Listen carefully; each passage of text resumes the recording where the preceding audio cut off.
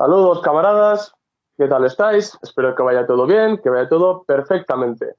Hoy os traigo una nueva entrevista sobre un tema que todavía no he tratado en el canal y es el tema del feminismo, la cuestión de la mujer y un tema que realmente tiene mucha importancia y normalmente dentro del movimiento comunista, tanto español como internacional, no se suele realizar un análisis muy correcto o se suele analizar bastante vagamente, ¿no? O sea, muy por encima y bueno, para hacer un análisis ya más profundo, he contactado con Clara Breña, que es graduada en Historia por la Universidad Complutense de Madrid. También está bastante activa en las redes sociales, sobre todo en Instagram, que realiza una divulgación política con posts, vídeos, algunos directos y demás. Y bueno, fundamentalmente los temas que trata es un feminismo desde perspectiva materialista, ¿no? Muy importante para los marxistas. También hace una crítica bastante dura, ¿no? Acerca de las teorías identitarias de género y bueno, y aboga por un feminismo de clase. Luego, según tengo entendido, actualmente te estás formando en el marxismo, ¿no?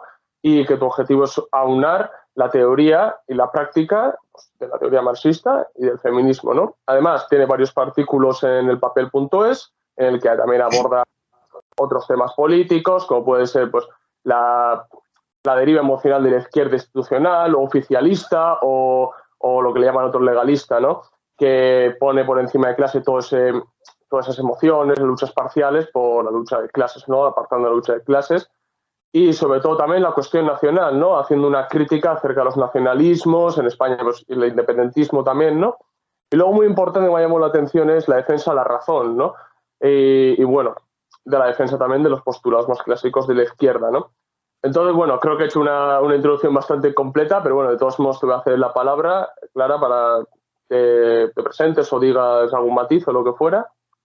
Bueno, pues hola a todos, muchísimas gracias por la invitación a tu canal y por la oportunidad de poder tratar este tema, como has dicho, bueno, en la medida de mis posibilidades, con la mayor corrección y objetividad posible. Y nada, no tengo nada que añadir porque, bueno, todo lo que has dicho me ha parecido perfecto.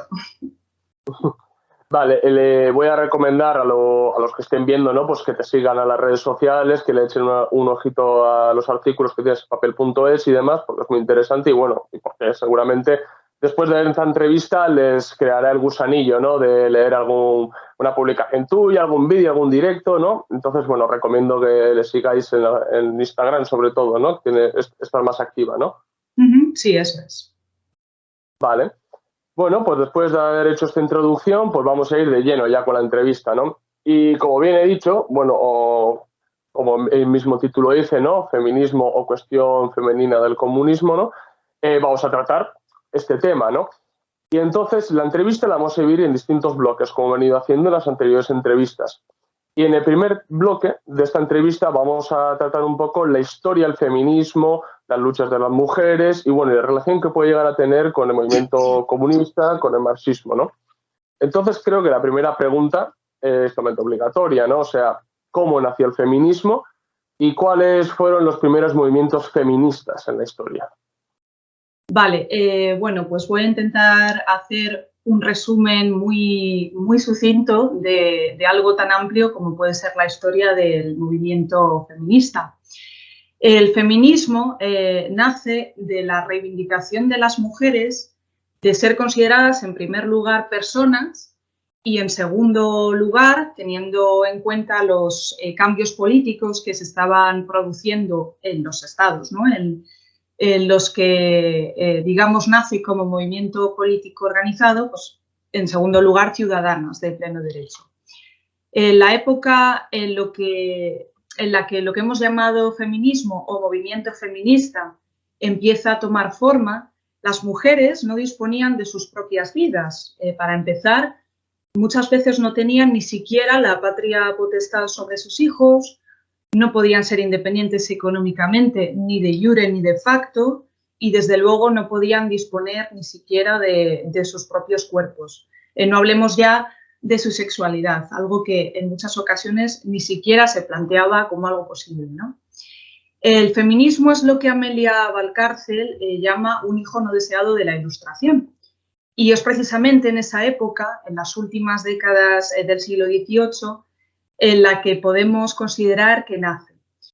Porque las mujeres que también tenían y tienen la capacidad de utilizar la razón, aunque muchos de los grandes prohombres ilustrados no lo considerasen como tal, empezando por Rousseau, quien en su Emilio reducía la educación de las niñas a tratar de hacer agradables las vidas de los hombres. Pues bueno, como digo, las mujeres también tenían la capacidad de utilizar la razón, y es a través del ejercicio de la razón como llegan a la conclusión de que son personas también y de que como tal merecen ser consideradas como parte de lo que Celia Amorós llama el genérico humano y por consiguiente pues tener derechos políticos y civiles, ¿no? Y es en este contexto de vindicación de derechos políticos y civiles para las mujeres donde toma forma el concepto de igualdad, tal y como lo conocemos hoy, ¿no? En el marco de la Revolución Francesa y especialmente durante el periodo jacobino en el que se formaliza la noción de nación en el sentido moderno, en contraposición a los privilegios del antiguo régimen y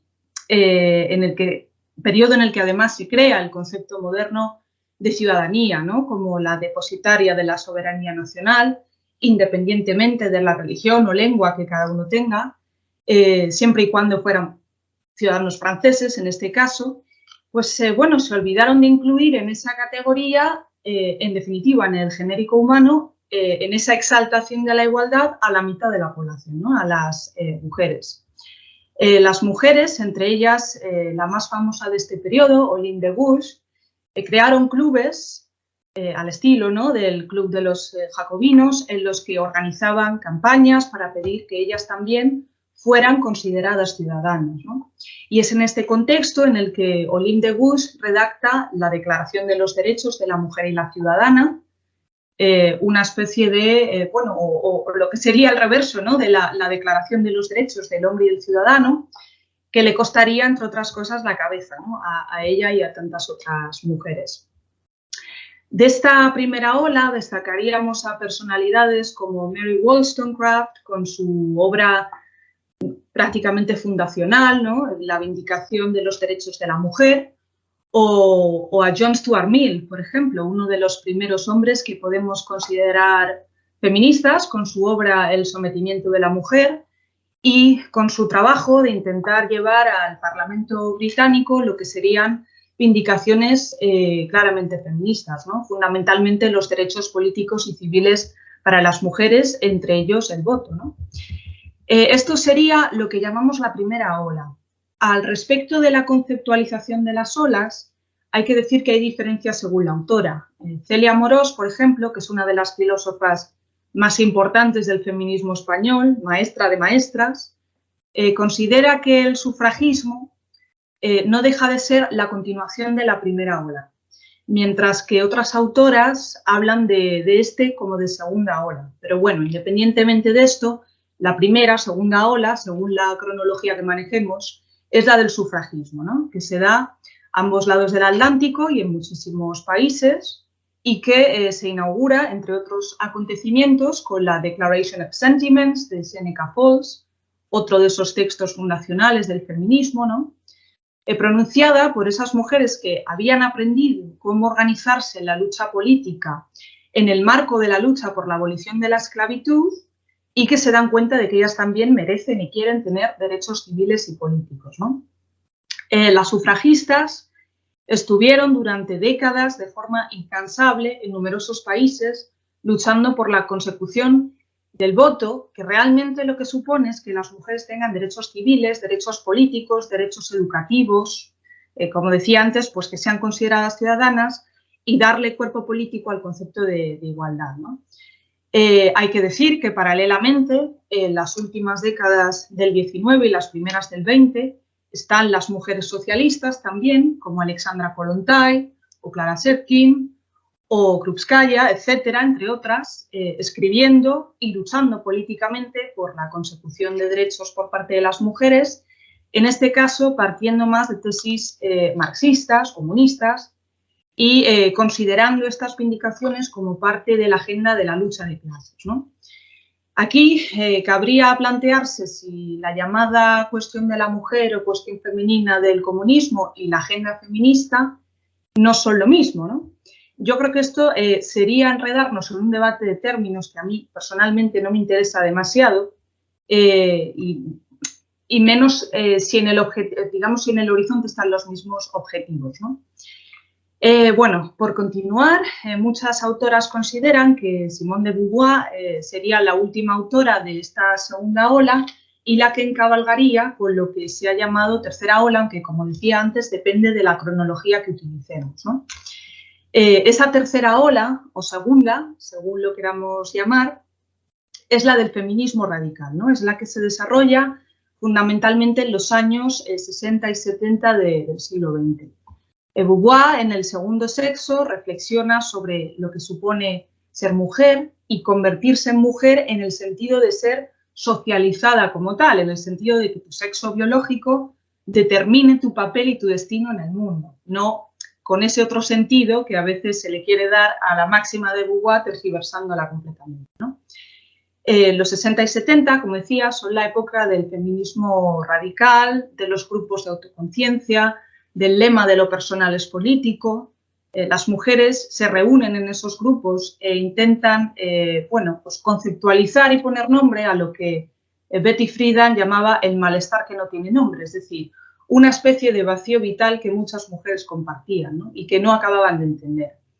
Estas feministas profundizan en el estudio de las raíces históricas del patriarcado y sus diferentes instituciones, teorizan los conceptos fundamentales que hoy manejamos en el feminismo, como el propio patriarcado, o el controvertido género sobre el que yo misma tengo muchos debates internos y acabo por pensar que tendríamos que intentar desechar el término, pero la verdad que ya que nos lo han usurpado de tal manera, no nos queda otra que intentar hacerlo nuestro, ¿no?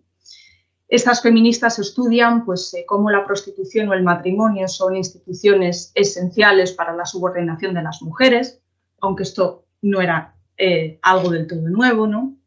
Algunas incluso reflexionan sobre la propia heterosexualidad como institución patriarcal y elaboran lo que se llamaría la teoría de la política sexual, ¿no? Que empieza a ser fundamental en el análisis.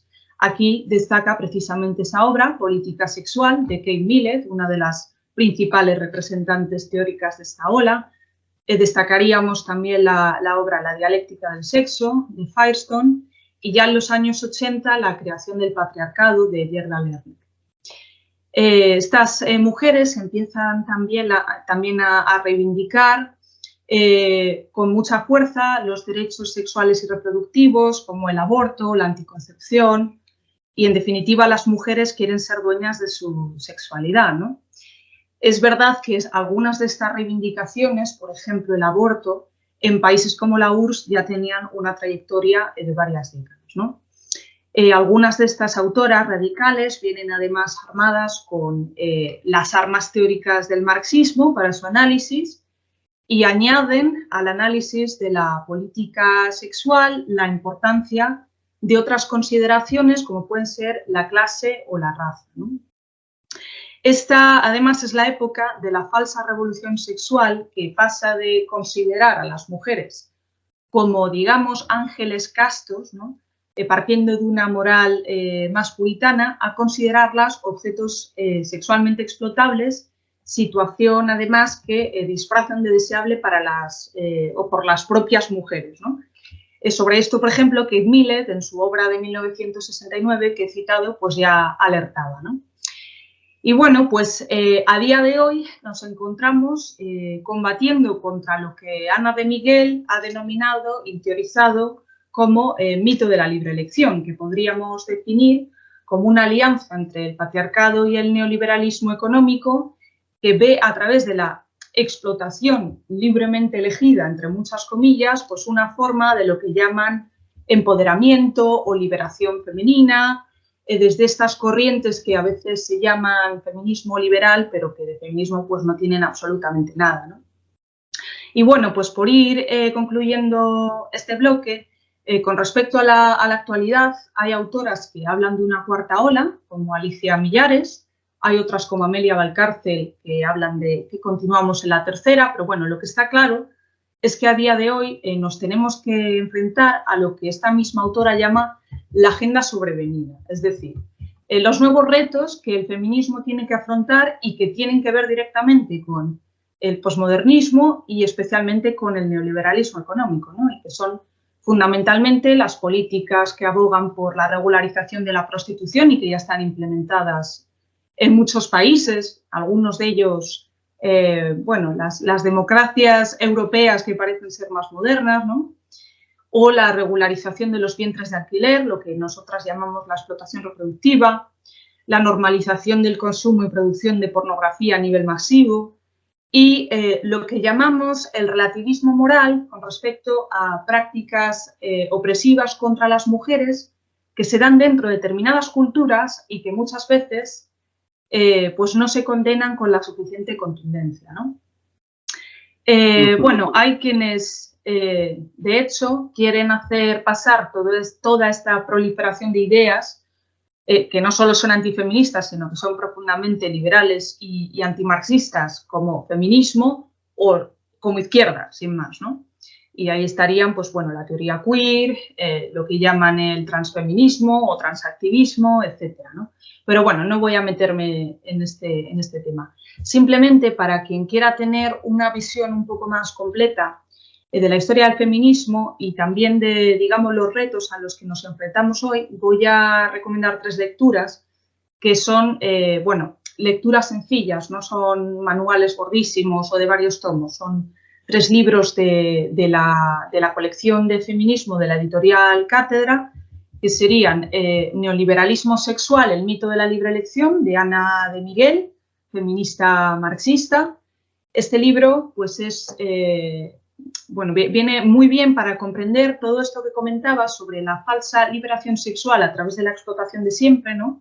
Y se explica muy bien esa comunión entre patriarcado y neoliberalismo económico y lo que ello supone para las mujeres, ¿no? Además, también hay bueno, se explica, digamos, sucintamente la historia del feminismo, ¿no?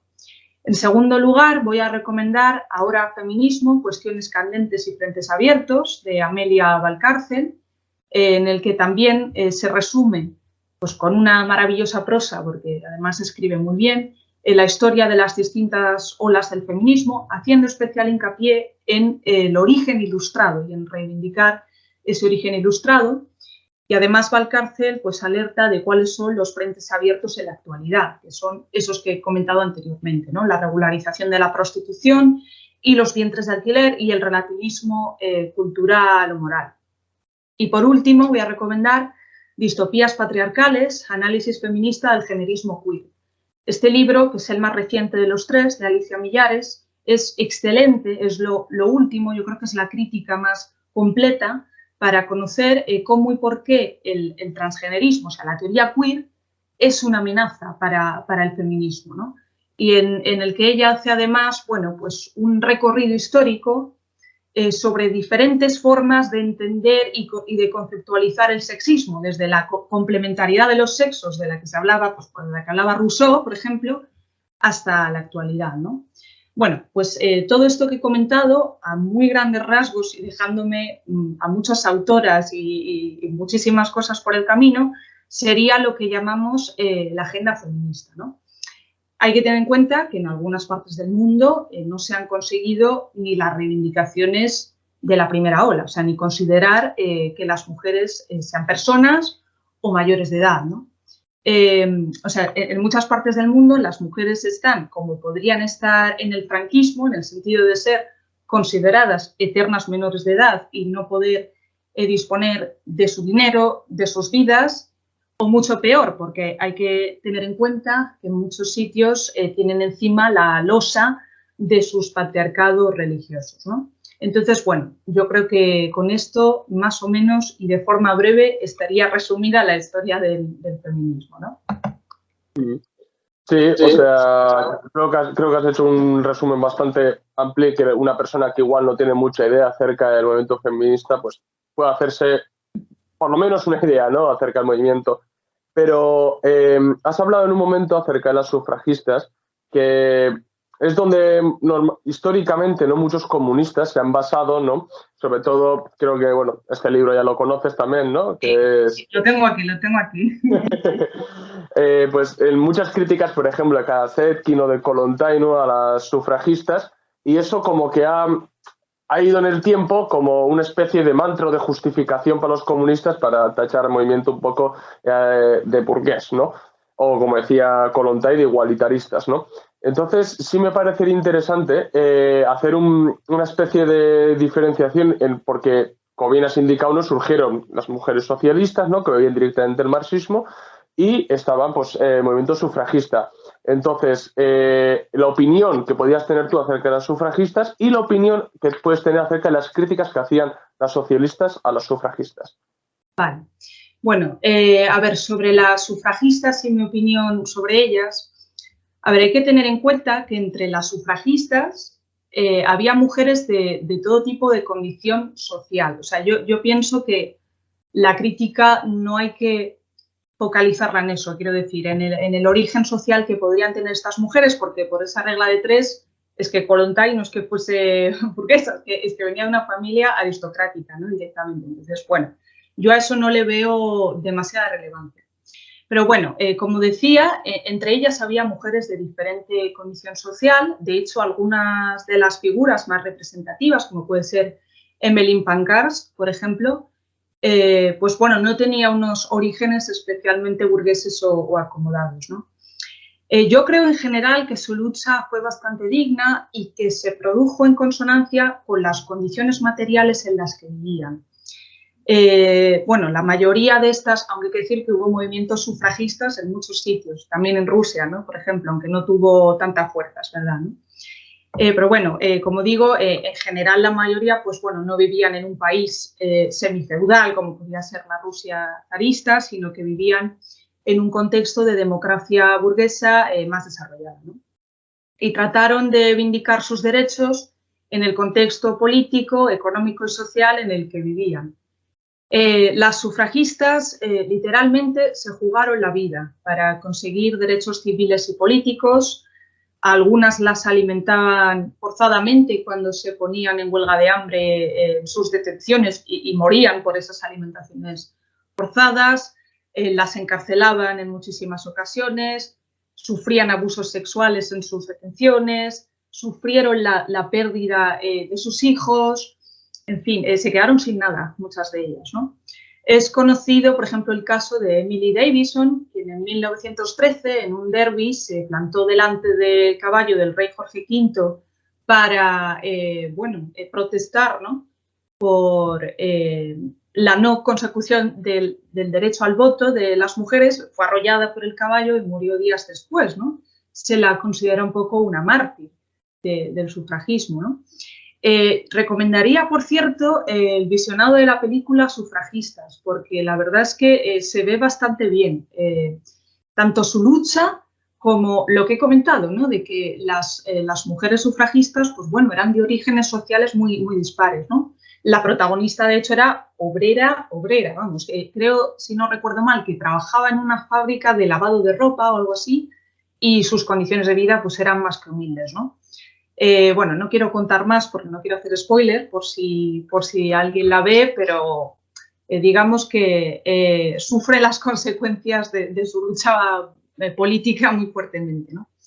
Entonces, bueno, a ver, conseguir el voto no solo suponía meter una papeleta en una urna en unas elecciones donde se vota a un partido que representa los intereses de la burguesía de turno, que también, ¿vale?, sino que suponía, pues, conseguir derechos civiles, políticos, convertirse en ciudadanas de pleno derecho, como los varones, poder participar activamente en la vida política de su país, escoger a los representantes políticos y poder ser escogidas, tener derechos educativos, ¿no? Los derechos educativos, además, son una de las reivindicaciones centrales del movimiento sufragista y feminista, ¿no?, en general. Que las niñas pues, puedan acceder a una educación completa en pie de igualdad con los varones. Creo que no es ningún secreto lo que a las mujeres nos ha costado poder acceder a los estudios universitarios, ¿no?, por ejemplo. En fin, en definitiva supone eso, ¿no?, ser ciudadanas y pues, depositarias de la soberanía como los varones, ¿no? ¿Dentro de un marco de democracia burguesa? Bueno, pues sí, en la mayoría de los casos sí, pero bueno, los varones igual, quiero decir, y estos no tenían que esperar a que hubiese un cambio en el paradigma socioeconómico para haber conseguido sus derechos, ¿no? Entonces, bueno, ya sobre las críticas que le realizan las socialistas como Zetkin, Luxemburgo o Kollontai, yo voy a partir de los análisis de Kollontai porque son los que más conozco y los que más he leído, aunque por lo que he podido ver, las críticas de otras mujeres socialistas son bastante similares, ¿no? A ver, yo las críticas de Kollontai puedo entenderlas, algunas me parecen pertinentes, por supuesto, aunque creo que a veces están ligeramente sesgadas, ¿no? Kollontai da por hecho que la única motivación de las sufragistas era poder participar de la situación de ventaja económica de sus maridos, ¿no? Pero bueno, yo creo que esto habría que matizarlo un poco, ¿no? Sí que creo que puede tener razón en que les falta, pues bueno, trabajar por una emancipación colectiva del conjunto de las mujeres mucho más amplia, ¿no? Desde luego les falta perspectiva de clase o hacer especial hincapié en las condiciones materiales, económicas de las mujeres, en general de las de clase obrera, ¿no? Lo que Kollontai llama las feministas burguesas, entre ellas las sufragistas, pues bueno, eran en muchas ocasiones, efectivamente, mujeres de clases acomodadas, cuyo análisis de la situación de la mujer carecía, efectivamente, de ese análisis de clase, de visión de conjunto. Y bueno, esa crítica sí me puede parecer pertinente y acertada, ¿no? Por ejemplo, cuando Kollontai habla de mujeres burguesas que luchan por escapar de un matrimonio opresivo, habla de ellas como heroínas que buscan una emancipación individual. Sin embargo, el fin del matrimonio, tradicionalmente entendido, el matrimonio burgués, el matrimonio religioso, que tiene los intereses económicos en su base, tiene que ser, según Kollontai, un logro colectivo para el conjunto de las mujeres, especialmente las obreras, ¿no? No un logro individual. Y en eso estoy completamente de acuerdo, ¿no? Además, esta visión me parece que es mucho más acorde a lo que desde el feminismo se ha teorizado, ¿no? Sobre el matrimonio, la visión de Kollontai. Además, para quienes citan a Kollontai como ejemplo de antifeminismo, habría que decirles que precisamente esa lucha por la emancipación colectiva de las mujeres es feminismo, ¿vale? Yo, por ejemplo, en este sentido no tengo dudas. Para mí Kollontai sí era feminista, al menos como concebimos hoy lo que significa ser feminista, ¿no? De hecho, se la estudia en todos los manuales de feminismo, ¿no? Como una figura fundamental de lo que se ha llamado, pues bueno, feminismo socialista o soviético o marxista. Pero bueno, de nuevo sería una discusión más de términos que otra cosa y tampoco le veo demasiada relevancia, ¿no? Por otro lado, ella considera que la labor de la mujer obrera dentro de la familia era la reproducción para dotar al sistema, digamos, de mano de obra, ¿no? Obrera, mientras que la de la mujer burguesa pues sería dotar a la familia de herederos de la propiedad de esos medios de producción. Pero en ambos casos, sin embargo, la mujer tiene un papel completamente pasivo y accesorio al del marido, que es el verdadero protagonista, el que tiene el poder, ¿no?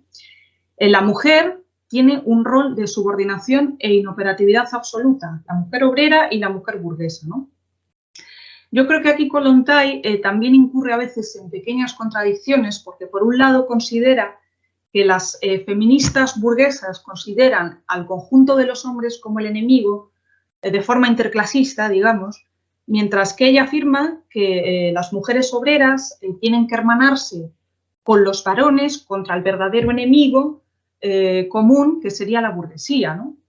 No obstante, otras veces sí que reconoce que el varón obrero contribuye directamente de la opresión de la mujer obrera a través de su escasa o nula colaboración en las tareas de la casa o el cuidado de los hijos, de la irresponsabilidad afectiva para con sus esposas o compañeras, de la violencia física contra sus compañeras o participando de ciertos vicios que ella considera burgueses como la prostitución, ¿no?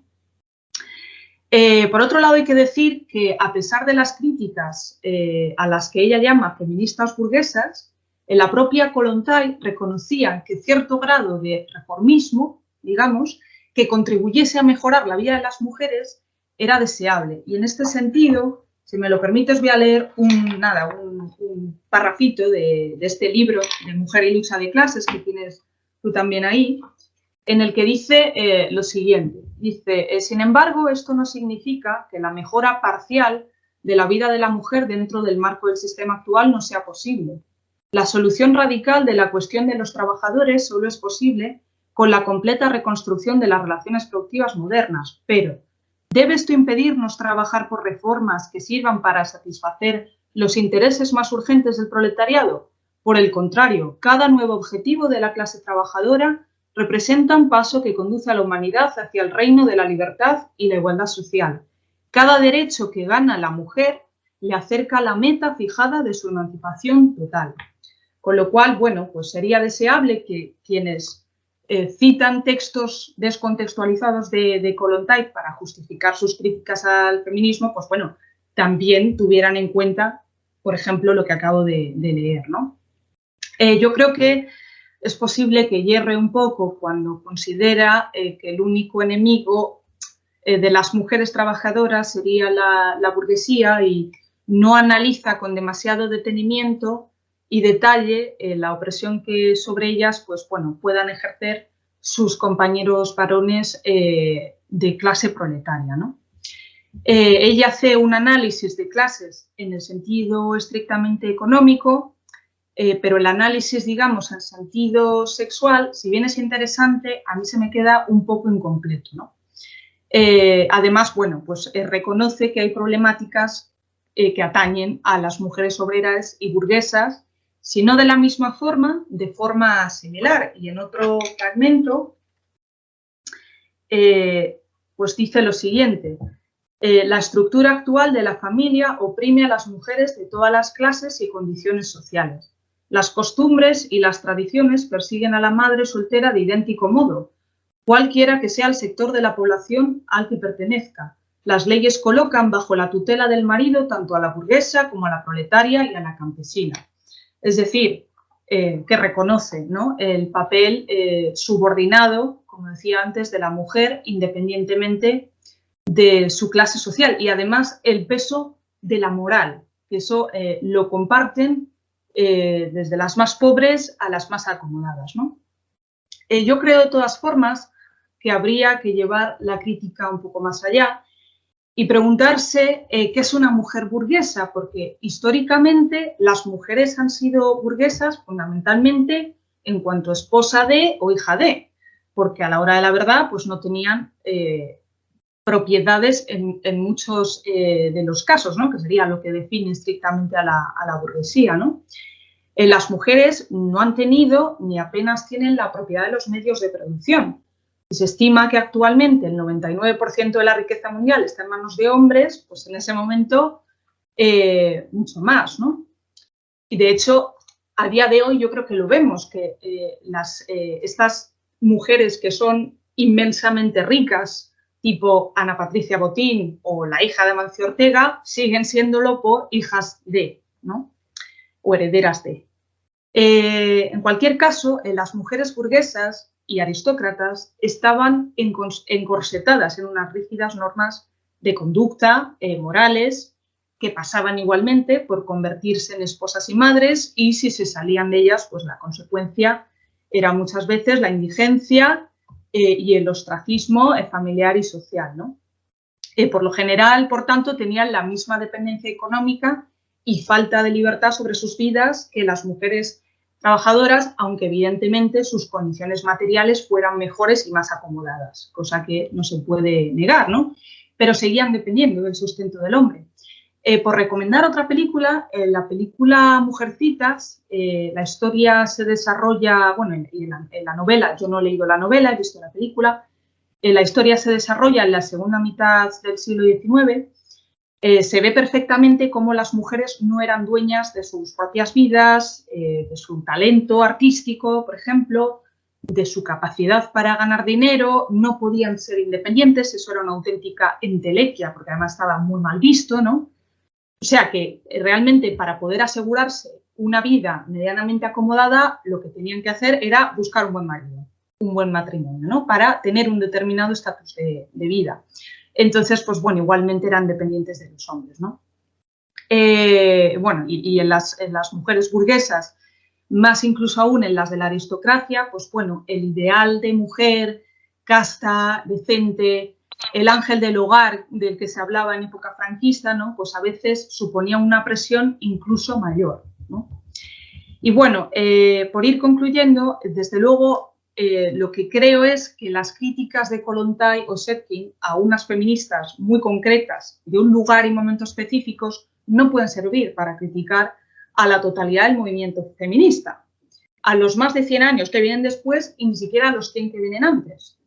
Más cuando hemos dicho que además el feminismo radical empieza también a tener en cuenta otros condicionantes como son la clase social, ¿no? Por ejemplo. Yo creo que estos textos, en cualquiera de los casos, nos servirá con sus matices para hacer una crítica a ese feminismo de ese momento y de ese lugar. Pero coger una frase descontextualizada de Kollontai, como yo he visto muchísimas veces, frases que además yo también he leído, quiero decir, y no me han causado ningún tipo de conflicto con el feminismo, ¿no? Entonces, coger una frase descontextualizada para hacer una crítica al movimiento feminista actual, yo creo que es antimaterialista, es que es antidialéctico, porque supone también no aceptar la evolución que el movimiento feminista ha sufrido, también fruto de sus propias contradicciones internas, ¿no? Y yo creo que es absurdo, ¿no? Y yo creo que es una falta de respeto, además, a una figura de la talla de Kollontai, como digo, otras, a lo que hizo por las mujeres y, en definitiva, pues una falta de respeto a los referentes históricos comunistas a los que creo que hay que estudiar y hay que entender en profundidad en su contexto, ¿no? Bueno, Heidi Hartmann en 1979 escribió un artículo que se llama El matrimonio infeliz del marxismo y el feminismo y decía lo siguiente: hay que recurrir tanto al análisis marxista y en particular a su método histórico y materialista como al análisis feminista y en especial a la identificación del patriarcado como estructura social e histórica, si se quiere entender el desarrollo de las sociedades capitalistas occidentales y la difícil situación de la mujer dentro de ellas. Yo creo firmemente que hay que entablar un diálogo entre el marxismo y el feminismo, tratando de integrar ambos, ¿no?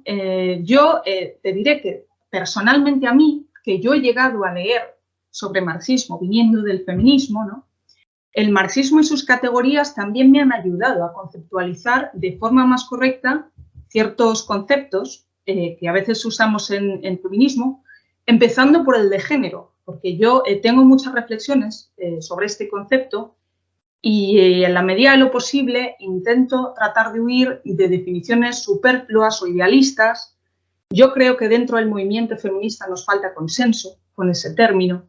Deberíamos tratar de dilucidar si es algo que está en la estructura o en la superestructura, porque yo creo que hablamos de una cosa o de la otra indistintamente. Entonces, yo creo, bueno, aquí es una crítica que hago, ¿no? Creo que deberíamos tener mucho más claro este concepto, ¿no? Pero bueno, esto ya sería irme un poco por las ramas.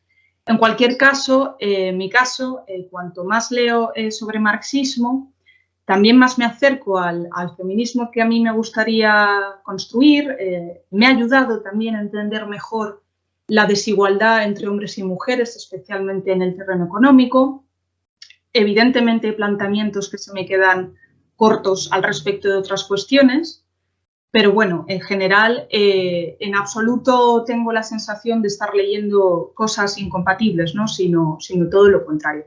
Yo creo que tenemos que intentar imbricar ambos de forma correcta a través de la lectura, del estudio, de la reflexión, tratando de huir de conclusiones de brocha gorda o aceleradas, sino, pues eso, haciendo un estudio lo más profundo posible, ¿no? Has mencionado a Kollontai y yo tengo una especie de contradicción con ella, porque, por ejemplo, a mí Kollontai como comunista no tanto como esto, sino comunista, pues por ejemplo, yo siempre he criticado a Kollontai como un tanto ultraizquierdista, ¿no? Respecto, pues, el tratado Brest-Litovsk que hizo, pero bueno, no tiene mucho que ver con el tema, pero bueno, sí me parece en ese sentido bastante más ultraizquierdista, la oposición obrera que planteó, bueno, en eso no estoy muy de acuerdo con Kollontai.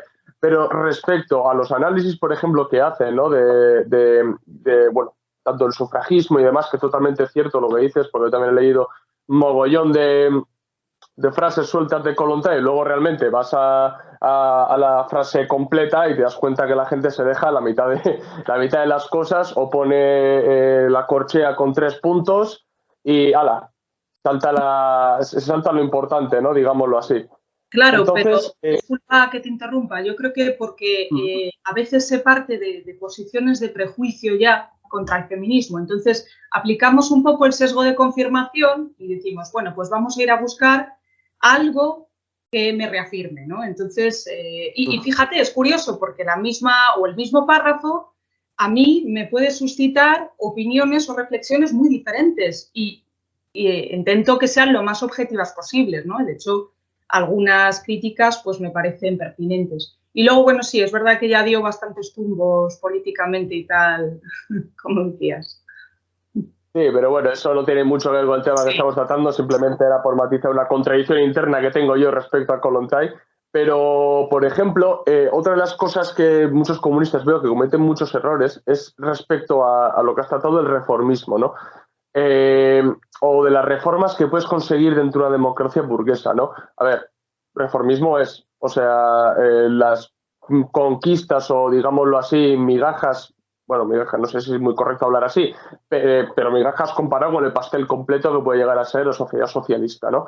Pero la consecución de esas mismas no es nada malo, o sea, no se puede absolutizar el término reformista, o sea, que en aquella época, en el contexto que has hecho, ¿no? En contextualización que has hecho, el Reino Unido, por ejemplo, las conquistas que pueden hacer las mujeres sufragistas, oye, bienvenidas sean, o sea, porque era un avance respecto a la situación en la que estaban, o las conquistas que pueden llegar a hacer el proletariado como clase misma también.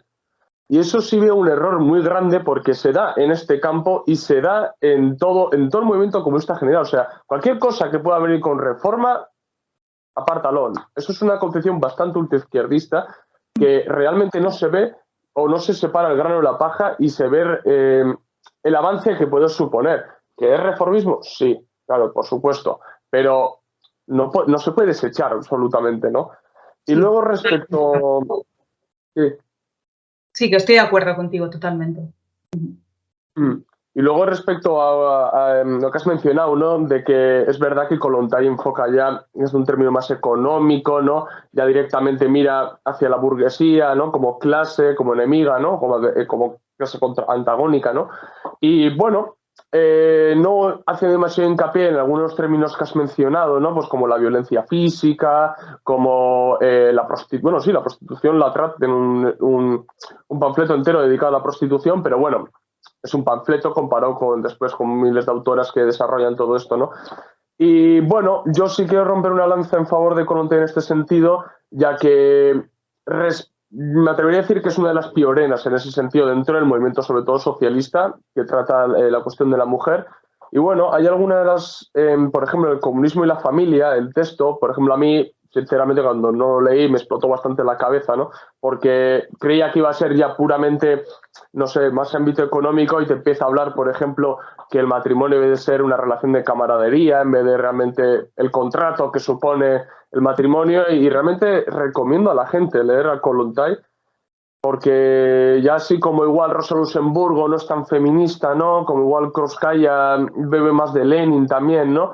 Pero Kollontai es muy recomendable, sobre todo para el tema que estamos tratando. Y luego recomiendo también, que lo juntaré a la descripción del vídeo, una recopilación sobre textos, creo que se llama Recopilación sobre el matrimonio y el amor de Marx y Engels. Y es una recopilación muy, muy interesante. Es verdad que ya mismo también, pues por anteponer siempre la clase y demás, y bueno, y porque son hombres también, ¿no? Dejan un poco alguna cosa de lado, pero es muy, muy interesante y demuestra, ¿no?, el análisis materialista histórico que realizan Marx y Engels con todo, y sobre todo Engels, que quiero recordar que Engels tiene un libro entero dedicado a, bueno, al surgimiento del patriarcado, al Estado, bueno, instituciones patriarcales, digámoslo así, y es muy, muy interesante. Bueno, vamos a ir para adelante y te voy a preguntar lo siguiente. ¿Qué tareas crees que tiene el movimiento comunista respecto a la cuestión de la mujer? Vale. Si me lo permites, de todas formas, por hilar, antes de contestarte a esto, ¿vale? Lo que me comentabas de Kollontai y bueno, pues es que estoy de acuerdo contigo. A mí de ella lo que más me interesa es precisamente eso, ¿no? Sus reflexiones sobre el amor, sobre la sexualidad, sobre lo que llama el amor camaradería, sobre lo que llama más ampliamente el problema sexual, ¿no? La imposibilidad de crear, pues bueno, una verdadera sociedad comunista sin transformar las relaciones entre hombres y mujeres radicalmente, ¿no? Que por cierto, algunos han querido ver en las críticas, o sea, quiero decir, en esto del amor camaradería una especie de germen del poliamor, cosa que a mí pues me parece un revisionismo absurdísimo de la obra de Kollontai, porque ya cuando habla de amor libre, pues habla de amor entre iguales, ¿no? Fuera del matrimonio burgués, un amor basado en el afecto, sin intereses económicos de ningún tipo, de respeto y admiración mutuos, ¿no? Yo creo que nada que ver, pero bueno. Y sobre lo de la prostitución que decías, aunque después, más adelante, hablaré, pues bueno, más ampliamente, pues bueno, creo que su análisis, si bien es interesante, estoy de acuerdo contigo en que es insuficiente, porque claro, cuando una viene ya de haber leído análisis especialmente desde el feminismo pues han profundizado muchísimo en lo que supone esa institución, ¿no? De la prostitución, pues bueno, los análisis de Kollontai se quedan un poco cortos, incluso a veces ves como asume una posición un tanto punitivista, porque, bueno, pues aunque sí que ella reconoce, por supuesto, las condiciones materiales nefastas que llevan a las mujeres de clase obrera a ser prostituidas, bueno, parece que, bueno, en parte digo una posición punitivista porque, bueno, considera que no contribuyen al trabajo productivo, que incluso se les pueden imponer trabajos forzados, ¿no? Aunque luego en la práctica yo creo que su trabajo fue precisamente por otros lados y fue por asistir, ¿no? a las mujeres prostituidas y dotarlas de medios materiales de subsistencia, pero bueno, sí, es muy interesante, aunque se me queda corto también. Me preguntabas, ya por matizar esto que habías dicho, por bueno, las cuestiones pendientes, ¿no? del movimiento comunista con respecto a las mujeres y a la cuestión de la mujer, ¿verdad? Sí. Vale. A ver, yo creo que el movimiento comunista con respecto a las mujeres y yo más que a la cuestión de la mujer diría el feminismo, ¿no? Pues creo que lo primero y fundamental es, bueno, tomarnos en consideración, ¿no? Tomarnos en serio, como comentábamos antes, pues no hacer generalizaciones apresuradas, metiendo a todas las feministas en el mismo saco, como si las feministas de ahora fuésemos las mismas de hace 120 años o, no sé, como si todas tuviéramos la misma forma de conceptualizar las cosas o de entender la desigualdad. Y yo creo que es evidente que esto no es así. Digamos que la casuística es bastante amplia. Entonces, claro, se nos tiende a meter a las feministas en parte por la predominancia que tiene ese pseudofeminismo institucional, posmoderno y tal, pues en el saco de la izquierda indefinida, y creo, la verdad, que eso es bastante injusto, ¿no? Otra cuestión sería, pues bueno, no acudir solo a autoras femeninas cuando se trata de desprestigiar a otras mujeres. Y además cogiendo, bueno, pues solo lo que interesa, ¿no? Porque yo estoy convencida de que, bueno, muchos de estos hombres especialmente que cogen frases descontextualizadas de mujeres socialistas para hacer una crítica al feminismo, además, así, lo mismo el de hace 300 años que el de ahora, pues, por ejemplo, estos textos de Kollontai sobre el amor, pues no los conocerán, seguramente, ¿no? Entonces, bueno, pues yo creo que en este sentido hay que hacer un ejercicio de materialismo y hay que analizar los textos escritos por autoras como Kollontai, Zetkin o la que sea, pues en su contexto, ¿no? Y hay que entender las contradicciones entre los sexos que llevan al surgimiento del movimiento feminista, incluida su versión soviética, ¿no? Y no hacer, pues bueno, estos revisionismos de la obra de estas mujeres para tratar de, bueno, de la obra escrita y de la obra práctica, política también, ¿no? Para tratar, pues bueno, de justificar sus posiciones antifeministas actuales, ¿no? Yo creo también que, bueno, estos hombres, ¿no? Comunistas o muchos de ellos, deberían también hacer una revisión de sus actitudes hacia las mujeres, por supuesto, en la militancia, pero también en sus vidas privadas, ¿no? Por lo que decíamos antes, que decía Kollontai, de que, bueno, la sociedad verdaderamente comunista, pues, sin revolucionar también las relaciones interpersonales, digamos, y ello incluye las relaciones amorosas y sexuales, pues no es posible, ¿no? Y entender y estudiar ese concepto de amor-camaradería y aplicarlo en sus vidas, porque lo personal es político. Y yo pienso que nuestras ideas políticas también tienen que, o sea, quiero decir, nuestras relaciones con las personas también tienen que estar impregnadas de nuestras ideas políticas. No podemos hacer una especie de, bueno, pues, no sé, de disociación entre ambas cosas, ¿no? Y, bueno, también sería deseable, ya que les gusta tanto citar a Kollontai, por ejemplo, pues bueno, aceptar que efectivamente hay problemáticas que afectan a todas las mujeres por el hecho de ser mujeres, independientemente de la clase social, aunque esta es fundamental también para el análisis, ¿no? Aquí voy a leer dos pequeños párrafos, de hecho, sobre esta cuestión de un texto de Tomás Sankara, que es La liberación de la mujer, una exigencia para el futuro. Es un texto muy bonito, que se puede encontrar en Internet muy fácilmente, y Sankara en este texto decía lo siguiente: pensemos también en la mujer blanca de África del Sur, aristócrata, seguramente rodeada de bienes materiales, pero por desgracia, máquina de placer de esos hombres blancos lúbricos que para olvidar sus fechorías contra los negros se entregan a un desenfreno desordenado y perverso de relaciones sexuales bestiales. Sin duda, las mujeres de la pequeña burguesía de las ciudades viven mejor que las mujeres de nuestros campos en el orden material, pero son más libres, más respetadas, están más emancipadas, tienen más responsabilidades. Más que una pregunta, se impone una afirmación. Sigue habiendo muchos problemas, ya sea en el empleo o en el acceso a la educación, en la consideración de la mujer en los textos legislativos o en la vida diaria. La mujer burkinabé sigue siendo la que llega detrás del hombre y no a la vez que él. Entonces, ya simplemente acudiendo a los textos de referentes comunistas, vemos cómo siempre se reconoce, ¿no? De alguna forma que, bueno, hay cuestiones, o sea, la cuestión de la mujer, digamos, atañe a todas las mujeres. Este texto, como digo, recomiendo muchísimo su lectura porque es muy interesante y muy bonito, ¿no?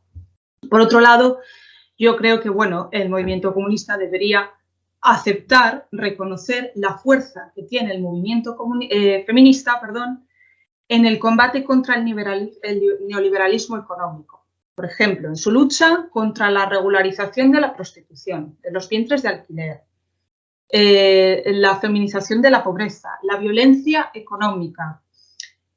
Yo creo que, aunque se consideren todas estas batallas, como decíamos antes, como parte de una política reformista, es que son fundamentales y es que tienen consecuencias materiales en las vidas de muchísimas mujeres, por cierto, de mujeres obreras y pobres, todas ellas, ¿vale? Entonces, bueno, teniendo en cuenta que, aunque nos gustaría, no estamos ni mucho menos en un escenario prerrevolucionario y que toda la hegemonía cultural y económica está de parte de quienes defienden todo lo que he citado, ¿vale? Pues yo creo que es de reconocer el papel que tiene el feminismo como movimiento, digamos, contrahegemónico en ese sentido. Por supuesto, cuando hablo de feminismo, hablo del feminismo de verdad, no el del Ministerio de Igualdad, ¿no? Y bueno, ya por terminar esta pregunta que me hacías, yo creo que los hombres también tienen que replantearse muchas cuestiones de su socialización masculina para acabar con los roles sexistas y trabajar junto a las mujeres en este sentido, ¿no? Yo creo que los hombres tienen que mirar un poco hacia adentro también e identificar su machismo y su misoginia interiorizada. Por supuesto, cuando hablo de mirar hacia adentro, no lo digo en un sentido psicoanalítico, ni mucho menos. Yo creo que ese mirar hacia adentro no significa dejar de analizar las estructuras en un sentido más amplio. Pero bueno, yo creo que la socialización masculina y la femenina son, bueno, digamos que hay cosas que tenemos tan increíblemente integradas y asimiladas que no creo que solo cambiando la estructura económica se vaya a producir un cambio en esa socialización masculina y femenina. No sé si me explico. O sea, no creo que baste solo con trabajar por una transformación radical de la estructura, sino que pensar que eso va a desencadenar irremediablemente cambios en la superestructura, entendiendo que el sexismo como ideología, digamos, está ahí, ¿no? Sino que yo creo que el trabajo se tiene que dar en ambos niveles. Para mí, este es uno de los errores del movimiento comunista cuando conceptualiza estas cosas, ¿no? Es que cambiando el paradigma o el modo de producción, pues bueno, la igualdad entre hombres y mujeres va a ser efectiva en todos los niveles. A mí, la verdad, me cuesta creerlo. Creo que es subestimar un poco el poder que tiene también, digamos, la cultura, ¿no? Y son cosas que están tan arraigadas que es muy complicado extirparnos, solo por cambiar el modo de producción, ¿no? Entonces, bueno, ya por último, lo que creo que el movimiento comunista debería hacer es no ver al movimiento feminista como un enemigo, como un lastre para la revolución, sino como un aliado con el que unir fuerzas. Sí, o sea, yo lo que sí veo es una cosa muy, muy importante que es, y no solamente con la cuestión del feminismo, sino que es con todo, o sea, prácticamente con todo que no entre dentro de un patrón bien determinado o un ABC. Es decir, la cuestión del racismo, por ejemplo, también ocurre lo mismo. Es decir, como no es plenamente una lucha, ¿no? De clases, sí lo es, pero me refiero dentro de los esquemas predeterminados, dentro del patrón bien delimitado, ¿no? Se hace dos cosas, o se le coge como enemigo o se hace como que no existe, es decir, se ignora y si no lo veo no existe, ¿no?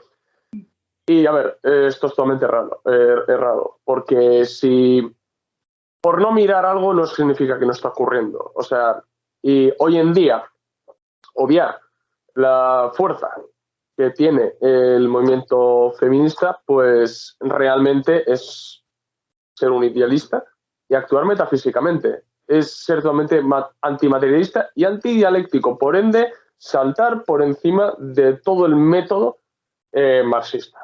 Eso hay que dejarlo bien claro. Si ocurre una cosa, realmente tenemos que analizarlo y ver lo que es, ¿vale? ¿Qué es lo que ocurre en este sentido, en mi opinión? ¿Qué clase de feminismo es la que vemos en la tele? La que nos difunde la más media. Pues no es ni nada parecido a todo lo que has estado mencionando tú. Es Irene Montero, es Yone Belarra, en el sentido de España. Seguramente estarán mirando los latinoamericanos esta entrevista y dirán, bueno, yo no conozco a esos, bueno, seguramente tendrán sus Yone Belarras y sus Irene Monteros en sus países, ¿no? Pero esa clase de mujeres que, bueno, hacen una especie de mezcolanza rara, ¿no? Con el feminismo, juntando con la teoría queer y con ecologismos y, bueno, con mil cosas, incluso algunas ideas marxistas, ¿no? ¿Y qué es lo que ocurre? Que mucha gente, al ver eso, lo absolutiza, otra vez, antidialéctico y antimaterialista. Lo absolutiza y cree que una persona, cuando está hablando de feminismo, pues está hablando de esa clase de feminismo y no es así. No es así. Está claro que la sociedad condiciona al individuo. Bien. Mucha gente tampoco no diferencia realmente, ¿no?, el patriarcado del capitalismo. El patriarcado existe mucho antes que el capitalismo, ¿no? Y eso ha ido impregnando muchísimas a las sociedades y los modos de producción. Es decir, es innegable que el para el capitalismo patriarcal ha sido una vestimenta que le ha venido al pelo, ¿no? O sea, le ha venido muy bien. Entonces, un hombre niegue que ciertas actitudes, porque la sociedad condiciona al individuo, no le hayan venido de este sistema, o sea, no sé, o sea, o eres un tío excepcional o no lo sé, vamos, porque todos no estamos a salvo nadie de eso. Nadie. Incluso me atrevería a decir que también hay mujeres que tienen esos prejuicios. Muchísimos, porque las mujeres también están condicionadas por esta sociedad. Entonces, claro, que el cambio de modo de producción, el cambio de la base, ¿va a cambiar toda la superestructura? Sí. ¿Que las relaciones sociales van a sufrir un cambio? Sí. Pero que ese cambio significa que así, con un chasquido o de la noche a la mañana, cambia todo lo demás. No, simplemente allana el terreno, crea unas condiciones para que eso se pueda dar. Eso es así. Si con una sociedad realmente socialista y que se vaya a eliminar las clases, a eliminar las instituciones, por ende, la institución del matrimonio, la prostitución y demás, pues sí crea unas condiciones como para eliminar esos prejuicios o ese sexismo, ¿no? Pero claro, no es de la noche a la mañana, no es como plantean algunos comunistas, no, tú cambia el modo de producción y ya verás, ya cambia todo. Y dice, no, es que no es así, no es así, es que ni siquiera, es que yo ya llevándolo un poco a mi terreno donde más lucho, ¿no? Que es el cambio del capitalismo y demás, ni siquiera el propio capitalismo va a desaparecer con una revolución. Es un proceso, o sea, la dialéctica nos enseña, es un proceso y seguramente el socialismo que estés construyendo en las primeras fases tenga esos recursos materiales del anterior modo de producción. Pues con esto pasa exactamente igual. Sí. Seguramente, y Rusia se vio, ¿no? O sea, que toman el poder y no se cambia literalmente, aunque la primera constitución, en mi opinión, y sobre todo los decretos de la mujer, y así son, chapó, en el papel unas cosas quedaron en el papel, la prostitución siguió, ya has hablado un poco de Kollontai, como algunas las consideraba incluso, como era, renegadas, o bueno, pero porque no trabajaban, no exactamente porque eran prostitutas o prostituidas, mejor dicho, sino que porque no trabajaban, porque no aportaban en la producción, ¿no? Bueno, entonces, claro, ahí se ve también que uno de los ejemplos más claros, que pues en la Unión Soviética, no se da ese cambio así porque sí. Hay una revolución sexual, hay una liberación sexual, sí, es innegable. El decreto sobre el aborto y demás, totalmente, pero no se cambia así porque sí. Eso tiene un proceso. Yo estoy de acuerdo, o sea, creo que el socialismo es un caldo de cultivo mucho más fértil, ¿no? Para que la igualdad entre hombres y mujeres pueda ser efectiva. O sea, en el capitalismo es imposible, eso nos tiene que quedar clarísimo, porque además mercantiliza todo lo mercantilizable y crea demanda, o sea, quiero decir, y crea producto de todo lo que pueda haber demanda. Y en eso las mujeres somos especialmente damnificadas, que es que hay mujeres que están vendiendo a sus hijos, o sea, es que ya, porque claro, cuando uno no tiene nada, solo le queda su cuerpo, ¿no? Para poder vender. Entonces, estoy completamente de acuerdo y evidentemente hubo una consecución de igualdad que fue pionera y que, vamos, pero por mucho. Pero bueno, hubo idas y venidas, también con el tema del aborto, de la coeducación, por ejemplo, de niños y niñas, incluso en las últimas décadas de la URSS. Bueno, pues si ves un poco la distribución de los puestos de trabajo, claro, las mujeres están más en aquellos que tienen que ver con la educación de los niños o los servicios sociales, pero cuanto más escalas en el escalafón, digamos, no digamos ya puestos de responsabilidad política, pues bueno, la presencia de mujeres se reduce, ¿no? Duró lo que duró. A lo mejor con unas generaciones más se habría ido puliendo seguramente esa desigualdad, claro, pero como muy bien dices, es un proceso más lento de lo que podamos desear que sea. Es así, ¿no? Y sí me parece una especie de, no sé, o sea, estamos de acuerdo en el que el capitalismo hay que superarlo, por las razones que acabas de decir, ¿no? Que lo mercantiliza todo, incluso las mujeres las mercantiliza, algunas las reducen prácticamente a un agujero, o sea, es muy triste. Y hay que superarlo, de acuerdo, pero la actitud que toman algunos comunistas, en medio de la opinión, es como, no, aquí, ya está. Socialismo, ya está, aquí.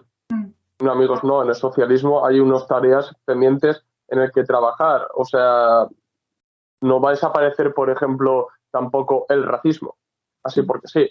Eso es. Por poner una cosa, no sé, que sí, que sé las críticas cuáles son, que Michael Jordan no sufre el mismo racismo que no sé quién. La clase es importante, eso nadie lo niega, eso nadie lo niega. Claro, efectivamente, pero a mí me da la impresión de que, no sé, se vende como la panacea al socialismo ya y luego es como, no, aquí nos ponemos un dique de contención, no vayamos a resolver las tareas, algunas tareas que van a quedar claramente pendientes. Entonces, dejan mucho que desear, ¿no? Entonces, bueno, vamos a pasar al segundo bloque, que el segundo bloque ya vamos a hablar un poco acerca del feminismo en la actualidad y distintas corrientes que existen, ¿vale? Entonces, bueno, en esta pequeña reflexión he hablado un poco del feminismo que toda la gente ve en la televisión y demás.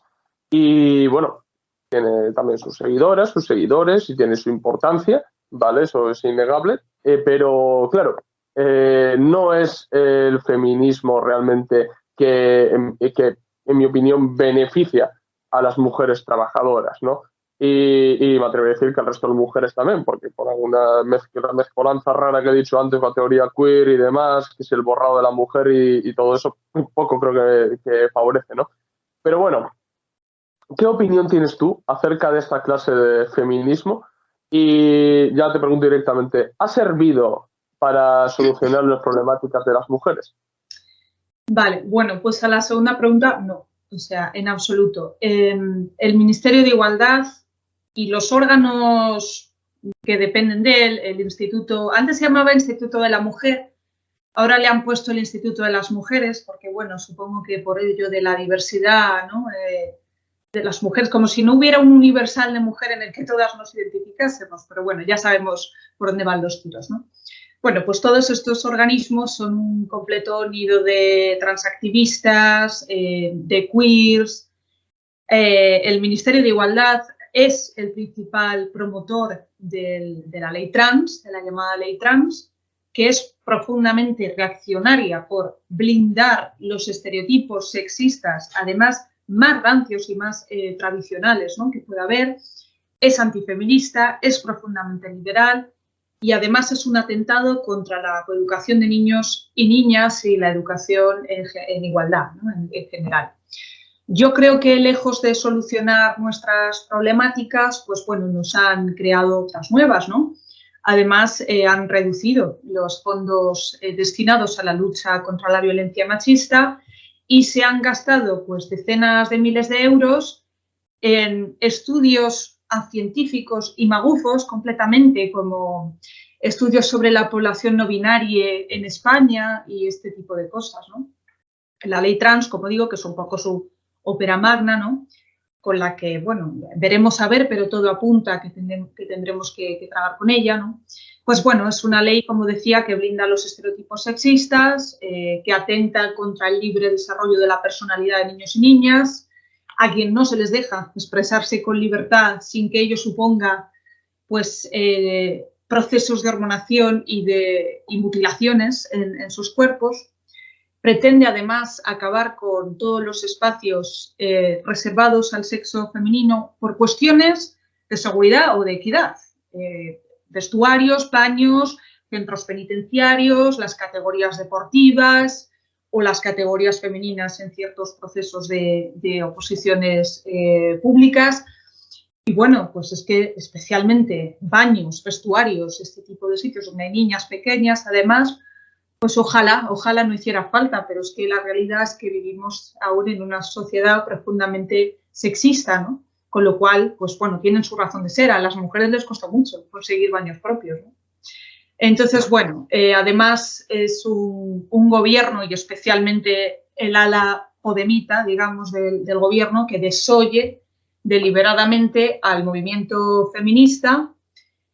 Bueno, lo vimos con estas movilizaciones que hemos tenido en junio y en octubre, en las que pues miles de mujeres fuimos a protestar especialmente contra la ley trans, pero bueno, también contra las políticas regulacionistas de la prostitución que algunas pues quisieran implementar, los vientres de alquiler, bueno, en fin, por la agenda feminista, ¿no? Y bueno, no dijeron absolutamente ni una palabra. Lejos de ello, nos quieren censurar con nuevas leyes mordaza, porque las multas por, en teoría, discursos de odio, en la práctica lo que es legítima crítica a un proyecto de ley, pues bueno, pues se quieren poner multas económicas bastante cuantiosas. Esto es un atentado intolerable contra la libertad de expresión, ¿no?, y de pensamiento. Entonces, bueno, pues ya digo, o sea, silencio absoluto del Ministerio de Igualdad y acólitos cuando ha habido movilizaciones feministas. Lejos de ello nos han insultado, porque en la última movilización, Echenique, una persona con un cargo público que pagamos todos, pues nos insultó. Nos llamó en Twitter basura transfoba a todas las mujeres que estamos allí, algo que me parece que es intolerable. O sea, que cualquier ciudadano o ciudadana que se manifieste pacífica y legítimamente, ¿no?, que representantes públicos nos insulten. Es intolerable, absolutamente, ¿no? Y luego, bueno, pues en sus filas hay personas abiertamente defensoras de la regularización de la prostitución, como Ada Colau, por ejemplo. Cuando es curioso, porque es que precisamente en el tema de la prostitución ha habido unanimidad histórica absoluta dentro del seno del movimiento feminista. Yo, desde luego, no conozco ninguna postura regulacionista. El feminismo más anarquista, el más socialista, el más liberal, pero en el sentido ilustrado, ¿no?, siempre se ha abogado por la abolición de la prostitución. Entonces, claro, que ahora pretendan hacernos creer que existe un debate abierto en el seno del feminismo sobre esta cuestión es de cachondeo, ¿no? Y bueno, las hay, a lo mejor no de Podemos, pero sí de la órbita, ¿no? Estas de las otras políticas que vimos hace poco, ¿no?, ese bochornoso espectáculo, pues bueno, las hay defensoras también de regularizar los vientres de alquiler. Mónica Oltra, por ejemplo, los definió como una donación inter vivos altruista, ¿no?, como el que dona, no sé, un riñón a un familiar. Y bueno, pues de alguna manera pretenden de forma muy tramposa pues hacer creer a la ciudadanía que en el feminismo existe un debate abierto sobre si los hombres pueden ser mujeres, que ya es la última distopía que nos podríamos imaginar. Y no existe tal debate. Quien crea esto, pues me parece muy bien, pero tiene que asumir que se aleja diametralmente del feminismo y de cualquier análisis que se precie materialista, ¿no? Entonces, bueno, pues el feminismo de Podemos es que no es feminismo, ¿no? Es un batiburrillo de ideas que tú muy bien has definido, queer, luego que si el ecofeminismo por aquí, luego la diversidad cultural, porque ahora pues también nos quieren hacer creer que las mujeres musulmanas deciden velarse, bueno, sin ningún tipo de coacción externa en absoluto, ¿no? Es una exaltación de la diversidad, en fin, ya no solo es que, bueno, pues se legitime prácticas abiertamente misóginas, como puede ser, pues eso, ¿no?, los símbolos de opresión del Islam, el hijab y tal. Es que actúan como un disolvente, ¿no?, de la conciencia de clase, de la lucha de clases. Yo creo que son no solo el antifeminismo, sino la antiizquierda, por muchos motivos. Y bueno, en cuanto al feminismo, o sea, yo creo que es lo peor que nos podría haber pasado a las mujeres de este país y desde luego a las mujeres de clase trabajadora el tener este Ministerio de Igualdad. Es que a mí me hace mucha gracia porque la gente se come prácticamente lo que dice los medios de comunicación, ¿no? Por ejemplo, se juntan, has mencionado varias, ¿no? Mónica Oltra, Ada Colau, creo que estaba también Yolanda Díaz y luego una mujer, bueno, creo que era musulmana, creo, ¿no?, que se juntaron ahí para, bueno, pues no sé qué, para lanzar un producto conjunto, si no me equivoco mal o algo así, ¿no? Sí, claro, que es lo que pasa. Sí. Que lo que pasa, que claro, desde la gente que verdaderamente somos de izquierdas, ¿no?, o somos socialistas, ¿no?, comunistas, claro, nosotros criticamos eso, o la propia feminista critica realmente lo que representan las políticas que de tener más cuota de poder implementarían ya directamente, ¿no? Nosotros las criticamos, pero ¿qué es lo que pasa? Que nuestra voz es pequeñita. Entonces, sale un Pablo Casado, por ejemplo, a decir que eso es un aquelarre de mujeres, o no sé qué término utilizó. Claro, lo que no ve la gente es que existe una retroalimentación. O sea, la izquierda que se esté hoy en el Parlamento y la derecha que se esté hoy en el Parlamento se retroalimenta. Y esto, yo por ejemplo, yo soy vasco, ¿no? Y yo lo veo clarísimo, por ejemplo, con los movimientos nacionalistas y PP, Vox y demás. Se retroalimentan entre ellos. O sea, yo le llamo esto, para que me entienda la gente, yo te doy cremita y tú me das cremita. O sea, funcionan así. Entonces, ¿qué es lo que pasa? Que nosotros, con el marxismo en la mano, con la teoría materialistas en la mano, se puede desbancar todas esas ideas. ¿Qué es lo que ocurre? Que tiene que salir supuestamente el contrario o el polo contrario a echarle un capote diciendo pues tonterías a que la red feminista y demás. Entonces, ¿qué es lo que ocurre? Que la gente dice, no, estas mujeres son las adalides de la lucha, ¿no? Sí, a eso, o a veces, que es todavía más triste y preocupante, tiene que venir la derecha a decir cosas coherentes sobre determinadas cuestiones. O sea, sobre, por ejemplo, la ley trans, se vio muy claro en el debate que hubo en el Congreso. Lo más coherente, pero con mucho que yo escuché ese día, fue lo que dijo una diputada de Vox. Entonces, claro, ¿qué pasa? Que ahora, armándose, por cierto, claro, de todo el argumentario feminista, luego son profundamente antifeministas, antiaborto y todo, ¿no? Nos instrumentalizan como quieren. Pero claro, entonces nos dicen que es que le hacemos el juego a la derecha, con según qué opiniones. No, es que claro, hay una especie de vacío ahí que la derecha capitaliza, digamos, ¿no? Y entonces, claro, lo mismo te sale una señora de Vox citando, pues no me acuerdo, pero vamos, han citado a Amelia Valcárcel, que es una institución prácticamente, ¿no?, del feminismo español, como te salen reivindicando a Julián Guita. Es que es una cosa distópica, pero claro, es que si la izquierda no lo hace, pues lo que está claro es que hay un descontento entre la población, y especialmente en la masa obrera, ¿no? Y que hay un problema de condiciones materiales de la clase trabajadora. Entonces, claro, pues ahí está la derecha, pues bueno, los carteles que puso Vox por el 1 de mayo, esto, como esto muchos ejemplos, ¿no? Quiero decir. Entonces, bueno, sí, efectivamente, la crítica sensata, digamos, pues a estas cuestiones, pues claro, se nos oye poco, y lo poco que se nos oye nos acusan de hacerle el juego a la derecha. Entonces, pues está bastante complicado, sí. Sí, total. Bueno, entonces sí quiero que la gente se quede un poco sobre si alguno tenía dudas. O sea, que Podemos es que no sea feminista, es que es totalmente lo contrario. Esto hay que dejarlo bien clarito.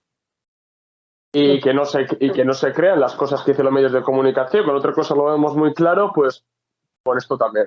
Exacto. Vale, pasamos con la siguiente pregunta. Y bueno, estoy mirando un poco tus publicaciones y demás, y muchas publicaciones han insistido que, por ejemplo, el movimiento feminista, no se puede meter el movimiento feminista en el mismo saco y decir, bueno, el movimiento feminista es burgués, ¿no? Absolutizar, ¿no? Ya que hemos hablado anteriormente, y eso no es más que bueno, antidialéctico, antimaterialista, totalmente, es metafísico, ¿no? Entonces, bueno, también que existe dentro del feminismo una corriente que tiene en cuenta la perspectiva de clase, unas le llaman feminismo de clase, otras feminismo radical, ¿no? Entonces, yo te quiero preguntar, ¿en qué se basa esta corriente del feminismo? ¿Por qué hay que tenerlo en cuenta? Y bueno, si recomendarías alguna autora o algún libro respecto a este tema. A ver, yo realmente creo que esa dicotomía, ¿no?, entre un feminismo más burgués, un feminismo más de clase, yo creo que en España no es lo que predomina. A lo mejor esto es más de países como Estados Unidos, ¿no?, donde sí que hay organizaciones de mujeres que podríamos llamar burguesas y que, bueno, se supone son feministas, que se comen un poco el discurso del intentar empoderarse a través de medrar profesionalmente y este tipo de cosas, tipo Ocasio-Cortez, ¿no?, y este tipo de personalidades. Pero yo creo que en España tenemos claro que eso no es feminismo, y cuando sale Ana Patricia Botín a decir que ella es feminista por X o por Y, pues en fin, no nos la tomamos en serio, ¿no? Ni siquiera, porque nosotras tenemos claro que el feminismo tiene que tener una vocación universalista, internacionalista, y por tanto trabajar por la emancipación de todas las mujeres, y especialmente pues de las de clase trabajadora, ¿no? Yo creo que en España hay una dicotomía, o por lo menos es lo que yo percibo, yo diría más entre un feminismo más materialista y uno más antimaterialista, ¿no? Que quizá, podríamos decir que es esta dicotomía que se ha teorizado como el feminismo de la igualdad y el feminismo de la diferencia. Yo creo que esto es mucho más interesante dentro del feminismo en España, ¿no? Por feminismo antimaterialista, como digo, me refiero, sí, en parte a mí el feminismo de la diferencia, que ahora explicaré muy brevemente, y ese decantado raro que es el del lesbianismo político y estas cuestiones, seguramente me van a criticar mucho por decir esto algunas compañeras, pero bueno, es mi opinión, ¿no? A ver, en resumen, el feminismo de la diferencia o pensamiento de la diferencia, a veces ni siquiera se ha llamado feminismo, pues bueno, presupone que no existe el universal humano, ya para empezar, ¿no? Del que, pues, por ejemplo, las mujeres ilustradas aspiraban a formar parte, ¿no? Acabando con el universal masculino, sino que hombres y mujeres habitan o habitamos esferas separadas, ¿no? Digamos que construyen su teoría a partir de la diferencia sexual. Más que centrarse en la igualdad, se centran en la diferencia, ¿no? Y yo creo que tratan, por lo que yo he leído, ¿no?, de forma bastante inútil, en mi opinión, de buscar una especie de esencia o de ser femenino genuino, sin injerencias patriarcales. Algo que está dentro, ¿no?, y que de alguna manera hay que hacer aflorar. Que para mí es una interpretación un poco como muy psicoanalítica, ¿no? Bajo mi punto de vista, parten de un pensamiento muy metafísico, ¿no?, y muy antidialéctico al considerar que existe de alguna forma una forma de ser mujer o una esencia femenina que, claro, en tanto que esencia sería inmutable, que se encuentra en nosotras y que debemos explorar y que no está contaminada por el patriarcado, ¿no? Una forma de ser mujeres a la que de manera, como digo, cuasi psicoanalítica, pues tenemos que tratar de acceder, ¿no? Entonces, claro, digo que es antidialéctico porque las mujeres pues somos nuestra forma, por así decirlo, de ser mujeres, todo lo que es nuestra forma cultural de ser mujeres, pues es el fruto de un proceso de socialización de siglos. Entonces es absurdo, bajo mi punto de vista, querer encontrar o ponernos a pensar sobre cómo seríamos las mujeres de no haber existido el patriarcado. No le veo ningún sentido porque no es el mundo en el que vivimos, ¿no?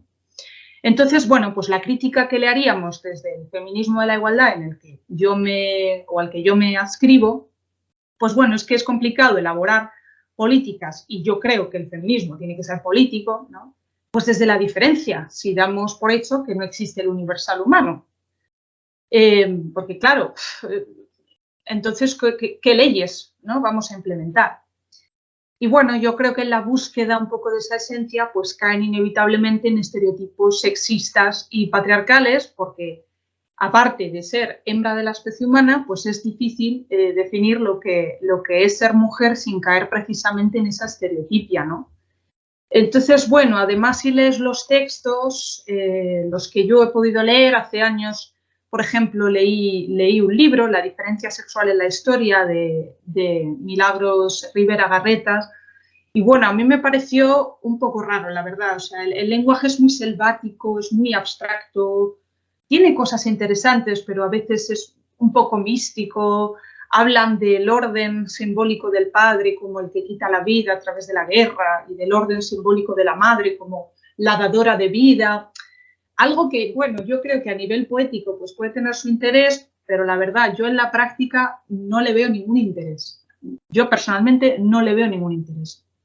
Yo creo que si un mito tiene el feminismo es precisamente haber logrado distinguir qué es naturaleza, digamos, qué es biología pura y dura y qué es cultura, ¿no?, que es lo que llamaríamos el género o lo que las feministas como Kate Millett llamaban, yo creo que de forma mucho más precisa, los roles sexuales, ¿no? Y de hecho, la neurociencia también ha despejado todo tipo de dudas y mitos sobre lo que hemos llamado el neurosexismo, ¿no?, al concluir que no existen los cerebros sexuados. Entonces, claro, con estas conclusiones yo creo que se daría al traste con el sexismo un poco más tradicional de siempre, ¿no? De la complementariedad de los sexos que citaba antes, de la que hablaba Rousseau, pero también con estos otros planteamientos de la diferencia, ¿no?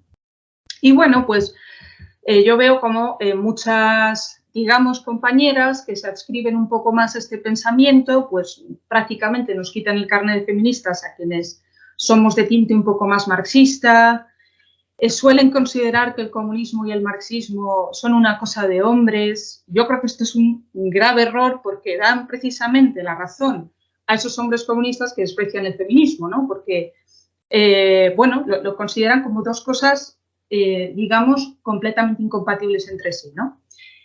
Y bueno, pues estas mujeres, al huir de lo que llaman la cultura masculina, pues muchas veces yo veo como acaban por rechazar la ciencia, la medicina, la psicología, incluso acaban por optar por alternativas que están muy cercanas a la superstición, a la magia, cosa que, bueno, yo creo que condenar a las mujeres a la superstición, a la magia, pues también es bastante patriarcal, ¿no? Y alejarlas del conocimiento científico objetivo, ¿no? Pero bueno.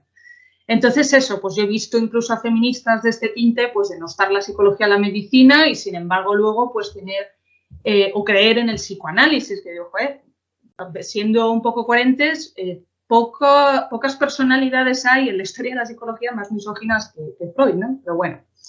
Entonces, a ver, yo puedo estar de acuerdo y lo estoy en que hay un sesgo androcéntrico en la psicología, en la medicina, en que el universal masculino es un hecho, ¿no? En muchos sentidos, en que ha habido una sistemática damnatio memoriae de las mujeres, ¿no? No solo en las ciencias, sino en todas las ramas del saber, de la creación artística, etcétera.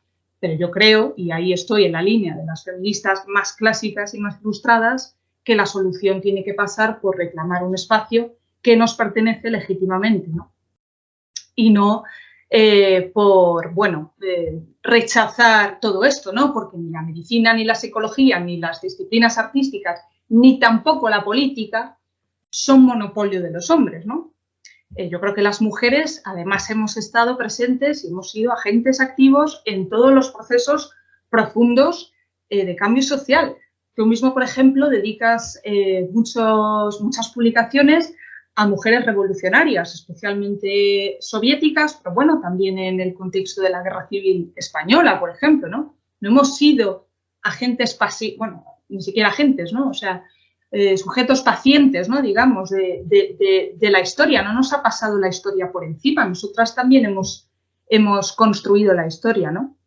Entonces, bueno, pues yo aspiraría a formar un universal humano, a repensarlo en que estemos incluidas las mujeres, pero desde luego no a crear dos universales que habitan esferas separadas, ¿no? De lo masculino y lo femenino. Y porque si esencializamos de alguna forma el ser mujer, pues también esencializamos el ser hombre. De modo que creo que es uno de los principales errores en los que incurren estas mujeres, bueno, del feminismo de la diferencia o del separatismo y estas cosas, ¿no? De alguna manera, bueno, pues vamos a ver, si hemos dicho que lo que llamamos género es una cuestión cultural, es una forma de ser hombre o mujer inducida, digamos, por un proceso de socialización, no podemos considerar que los hombres son malvados o violentos por naturaleza, porque eso supondría, pues, inevitabilizar, de hecho, el patriarcado, ¿no? Es una contradicción muy grande en este sentido la que tienen, ¿no? Entonces, bueno, ya por terminar, pues desde estas posiciones yo veo cómo a veces se descartan herramientas de análisis y de transformación social como el marxismo porque lo consideran de hombres, ¿no? Y abogan pues por crear un paradigma económico nuevo que parta directamente del feminismo. Me parece un poco absurdo porque es que el feminismo también ha bebido mucho del marxismo, ¿no? Y porque ya tenemos, yo creo, una herramienta muy sofisticada como son pues, el materialismo histórico y el materialismo dialéctico para estudiar el devenir de la historia, los cambios sociales, la realidad en general, y no veo la necesidad de tener que inventar nosotros, además por un tremendo ad hominem, que es que Marx y Engels eran hombres, ¿no? Y bueno, yo creo que adoptan pues posiciones a veces cuasi queer, para empezar, en la forma en que escriben, ¿no? Muchas veces.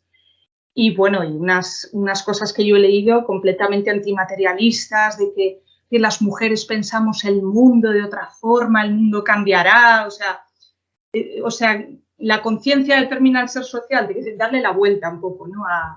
a Marx. Unas cosas bastante absurdas, que yo entiendo que estos planteamientos puedan generar rechazo y además puedan ser considerados idealistas, porque es que yo estoy completamente de acuerdo, ¿no? Y ya por terminar, dentro del feminismo de la igualdad, sí que hay que decir que tampoco es que sea un bloque monolítico de pensamiento, pero bueno, lo que tiene en común es que la teoría no se establece en base a la exaltación de la diferencia sexual, sino considerando esta como una condición inevitable que en absoluto tiene que impedir una consecución de igualdad de derechos, de oportunidades entre hombres y mujeres. Yo soy una gran defensora del concepto de igualdad. Esto de es que el feminismo no va de igualdad. Bueno, pues para mí sí va de igualdad bien entendida, ¿no? Y bueno, pues como digo, hay distintas posiciones. Hay feministas que son un poco más socialdemócratas, como pueden ser Amelia Valcárcel, por ejemplo, o Alicia Millares. Hay otras que vienen de una tradición más marxista, Ana de Miguel o, por supuestísimo, Lidia Falcón. Pero bueno, creo que todas ellas huyen de esos planteamientos antimaterialistas o de esa demonización de los hombres per se, que es profundamente infantilista, bajo mi punto de vista. Y una cosa muy importante, creo que has mencionado, ¿no? Que, claro, o sea, es que no solamente la ciencia o la psicología o cualquier ámbito de la vida, ¿no? O sea, no se ha podido llevar a cabo sin el papel de las mujeres. O sea, sin el papel de los hombres tampoco, pero sin el papel de las mujeres tampoco. Porque los que han participado en eso son realmente seres humanos. O sea, no sé, o sea, la ciencia, por ejemplo, tenemos a Madame Curie, ¿no? O sea, no sé si lo he pronunciado bien, pero sí, tenemos a Madame Curie. O el marxismo mismo. O sea, el marxismo no se puede comprender sin las mujeres marxistas que han estado ahí. Por ejemplo, o sea, lo que has mencionado del ad hominem con Marx y Engels, o sea, por ejemplo, Marx tuvo una ayuda muy, muy grande que era por parte de su mujer. Su mujer no era un pelele que estaba ahí, o sea, su mujer también comprendía el marxismo, asimiló el marxismo, asimiló el pensamiento de su marido. O sea, sí se puede leer los escritos de Marx y las cartas y tú puedes observar que la mujer de Marx, que ahora no me acuerdo el nombre, cómo se llamaba, Jenny, si no me equivoco. Creo que sí. Justo ayer estuve viendo la película de Miss Marx, de su hija. Sí, buena película, por cierto. Bueno, no, me refiero a la mujer, no a la hija. Ella, por ejemplo, antes de que Marx ya pusiera el corpus teórico, ¿no?, de lo que iba a ser el marxismo, ¿no?, ella puedes ver que bebe directamente del método de Hegel. O sea, bastante hegeliana ella también. O sea, y negar que eso haya influido en Marx, pues la propia crítica de la crítica dice su mujer, no es Marx. Luego Marx, para matizar y directamente, sí, faltar el respeto a los jóvenes hegelianos, le llama la Sagrada Familia, pero la crítica de la crítica, que es a lo que ha pasado en la historia, es gracias a la mujer de Marx. Entonces, es que o el primer escrito de Engels, que es el artículo periodístico que hace acerca de la situación de la clase trabajadora en Inglaterra, es gracias a una obrera con la que se enamora en la fábrica. O sea, y le lleva realmente por los barrios bajos de Londres para que conozca. O sea, no se puede comprender una cosa sin tener en cuenta.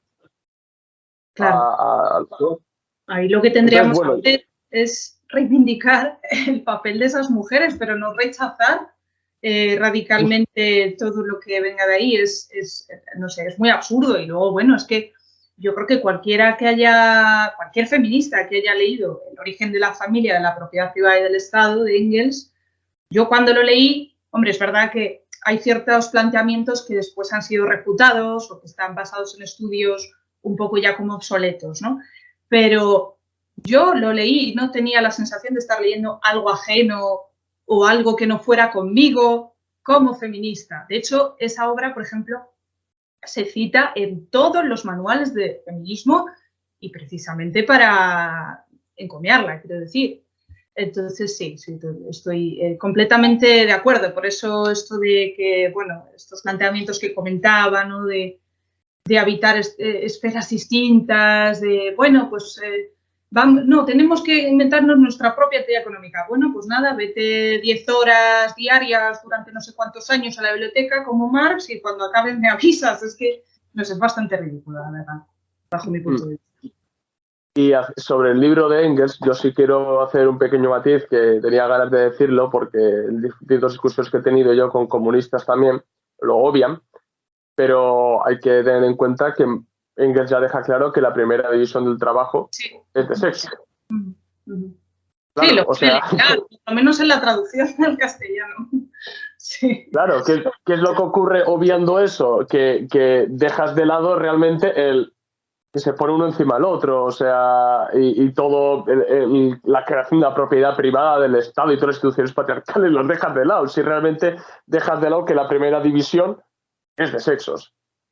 Sí. Fue inevitable, fue en un momento, en una fase concreta de la historia, no se puede volver atrás y cambiarlo, ocurrió. Claro, pero obviar eso lo que está realmente es, pues eso, dando la vuelta directamente negando la teoría de uno de los padres del marxismo como es Engels, y ya es, no es directamente ya desechar a las autoras feministas, sino directamente desechar a Engels. Sí.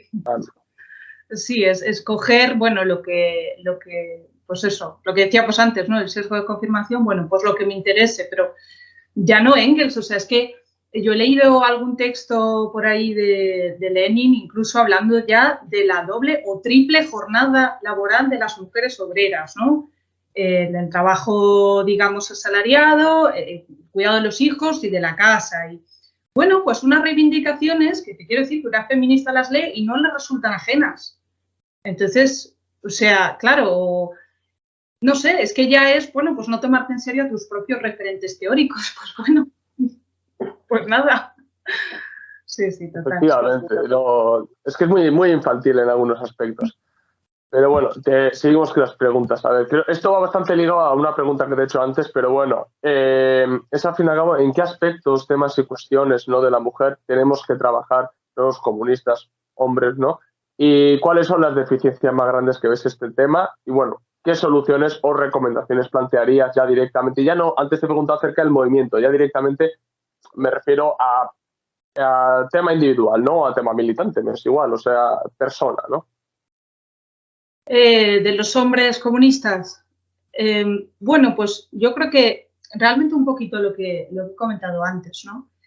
A nivel individual, sobre todo eso, bueno, primero, no dar voz a las mujeres solo para criticar al feminismo, por ejemplo, ¿no?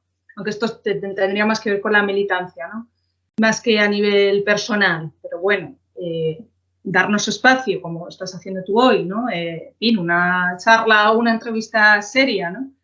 No solo en lo que tiene que ver con criticar a otras mujeres, también darnos voz para hablar de otras cosas, que no sean específicamente, digamos, la cuestión de la mujer, porque también sabemos de otras cosas, ¿no? Y bueno, y en lo personal un poco lo que comentaba, ¿no? Analizarse un poco también el sexismo que todos y todas tenemos, repensar las relaciones con las mujeres, no solo a nivel sexoafectivo, sino en todos los niveles, también pues con los hijos y las hijas, ¿no? En fin, la corresponsabilidad de la que, como digo, ya hablaba Lenin, ¿no? Porque decía, bueno, es que si los hombres hiciéramos un poquito y liberásemos a la mujer trabajadora de toda esa carga, pues cuánto mejor estaríamos, ¿no? Entonces, bueno, y tantos otros aspectos, ¿no? O sea, la sexualidad, en fin, son mil cosas, ¿no? Y yo creo que hay que revisarse en ese sentido y, bueno, y asimilar la máxima del feminismo, que no es nada antimarxista, sino yo creo todo lo contrario, de lo personal es político y bueno, y aplicarla un poco en sus vidas, ¿no? Y, pues bueno, asumir que está muy bien que nos pongamos a hablar de cuestiones muy trascendentales, pero luego también hay que bajar a la tierra, digamos, y tenemos que vivir, considero yo, de acuerdo a nuestros principios políticos. Yo por lo menos trato de hacerlo en la medida de lo posible. Y eso supone también cómo nos relacionamos en un plano romántico, ¿no? Y en tantos otros, pero en concreto en el plano romántico. Y yo creo que también tenemos que rechazar el capitalismo también ahí, quiero decir, el consumo de cuerpos, el considerar a las personas como medios para lograr nuestros propios fines de forma completamente narcisista. Todo esto también es una contaminación, digamos, neoliberal de nuestras relaciones con las personas. Y yo creo que ahí también tenemos que llevar nuestros principios políticos y, evidentemente, mucho más los hombres, ¿no? que las mujeres, yo pienso. Luego hay un tema muy interesante que acabas de mencionar, ¿no? El no utilizar, por ejemplo, ¿no?, a las mujeres para criticar a otras mujeres. En este caso, pues mujeres que beben de otra corriente directamente el feminismo, a criticar el feminismo pues de Podemos, por ejemplo, ¿no? Pero yo sí veo aquí una cosa que incluso me ha pasado a mí, que es el ad hominenes de tal calibre, de, por ejemplo, yo para hablar, tratar este tema, si hubiera traído a un hombre, la mitad, estoy seguro que la mitad de los comentarios es dos hombres hablando de patriarcado. O lo mismo con el racismo. O sea, si quiero dar un racismo y traigo una persona blanca, hubiera pasado lo mismo a dos blancos hablando de racismo. Entonces, estoy completamente de acuerdo con lo que dices, pero sí que existe ese ad hominem eterno, ¿no? Que se perpetúa siempre. Y bueno, y rebaja, a fin de cabo, los análisis a mero de, no eres mujer, no puedes hablar sobre esto. Yo muchas veces digo, o sea, yo aquí con muchas personas que, bueno, sí, tocan el feminismo, lo que han visto en la tele y ya está, y me dicen, no, tú no puedes hablar sobre el feminismo porque eres hombre. Y digo, bueno, a ti te gusta el fútbol, ¿no? Juegas a fútbol, eres entrenador, ¿por qué hablas de fútbol, no? O de mil temas, ¿no? También eres blanca, ¿no? ¿Por qué hablas de racismo? Pues se ha rebajado una especie de infantilismo en la política que es muy, muy triste. Simplemente quería hacer ese matiz en ese sentido. Sí, no, yo estoy absolutamente de acuerdo contigo. Bueno, parece que hay que ir con pies de plomo para hablar de absolutamente cualquier cosa. Y es triste porque hay, igual pocos, pero hay algunos hombres que hablan de feminismo con bastante conocimiento de causa y con bastante tino, ¿no? Y bueno, pues siempre que un hombre hable de feminismo es un mansplaining, como decimos. Pues yo creo que no, la verdad. Habría que ver.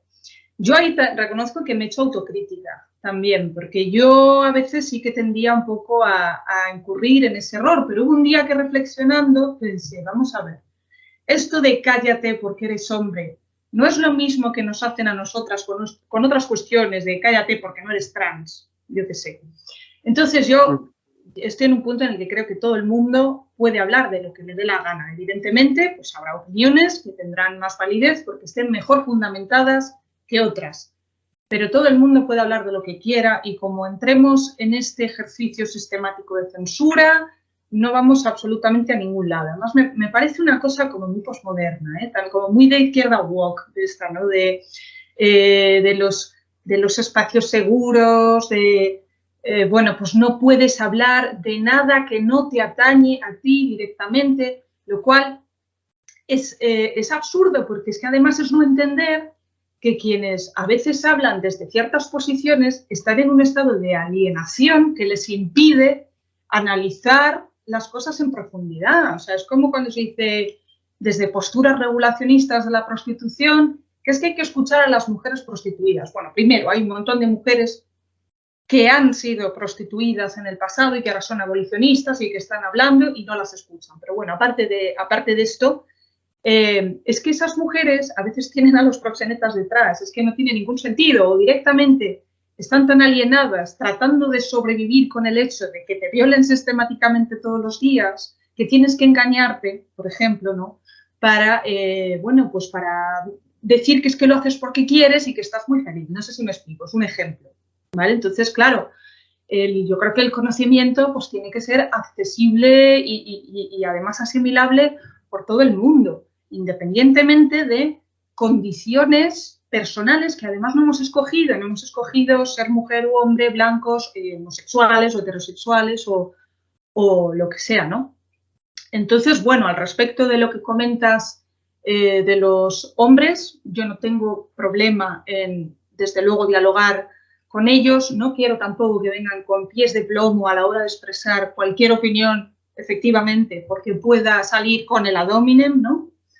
Y yo opino que sí, que pueden hablar de feminismo y no solo eso, sino que pueden serlo. Yo sí pienso que los hombres puedan ser feministas. Ha habido ejemplos a lo largo de la historia. Yo cuando leí El sometimiento de la mujer de John Stuart Mill, pues igual, o sea, yo lo leí y digo, es que esto es un texto feminista, es que esto que está escrito en el siglo XIX por un señor es mucho más feminista que muchas mierdas liberales que nos tragamos hoy y que nos quieren hacer tragar con feminismo. Entonces, yo sí creo que los hombres puedan ser feministas.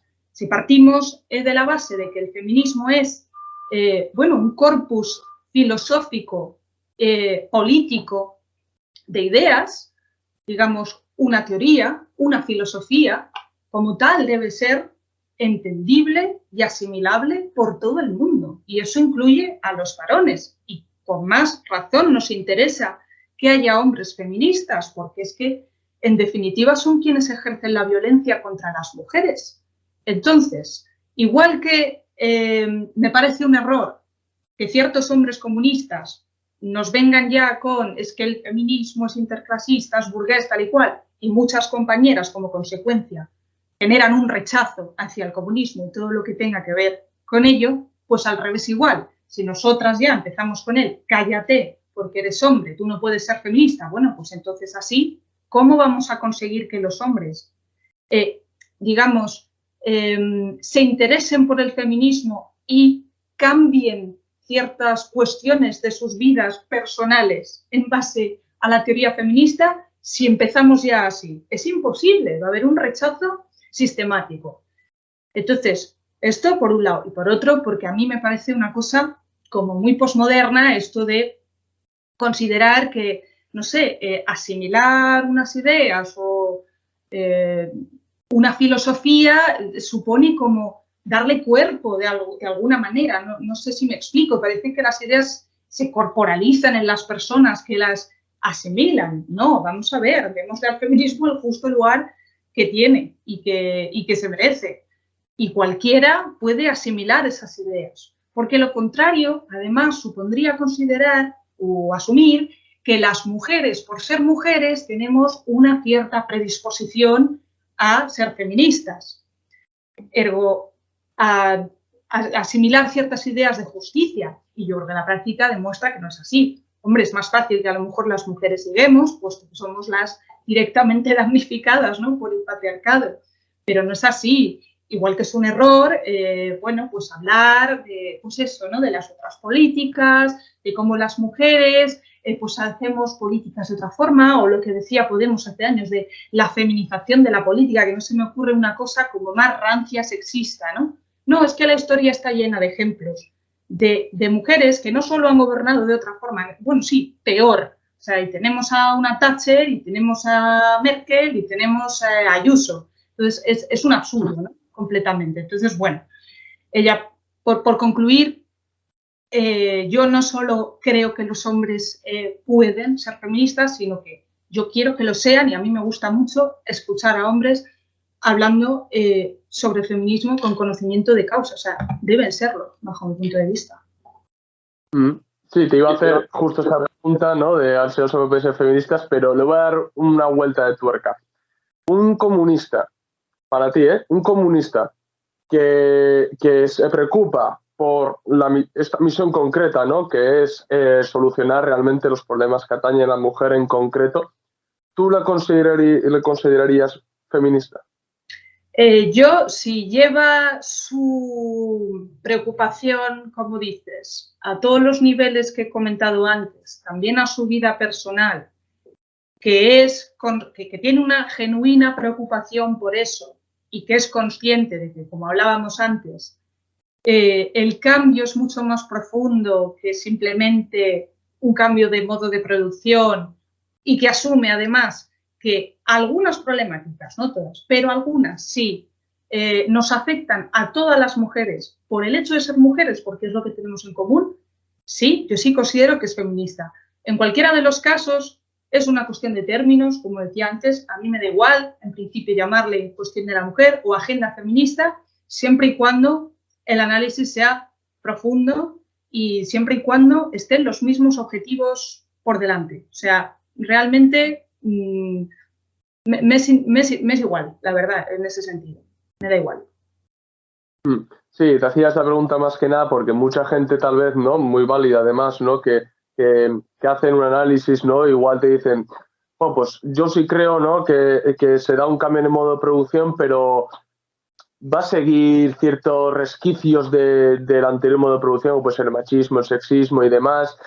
No sé yo si habría que hacer un trabajo específico en esa cuestión, ¿no? Y demás, y igual le dices, pues mire, pues igual tienes mucho que ver con la corriente del feminismo materialista, por ejemplo, que has mencionado, ¿no? Y dice, no, pero yo no tengo nada que ver con el feminismo, yo soy antifeminista.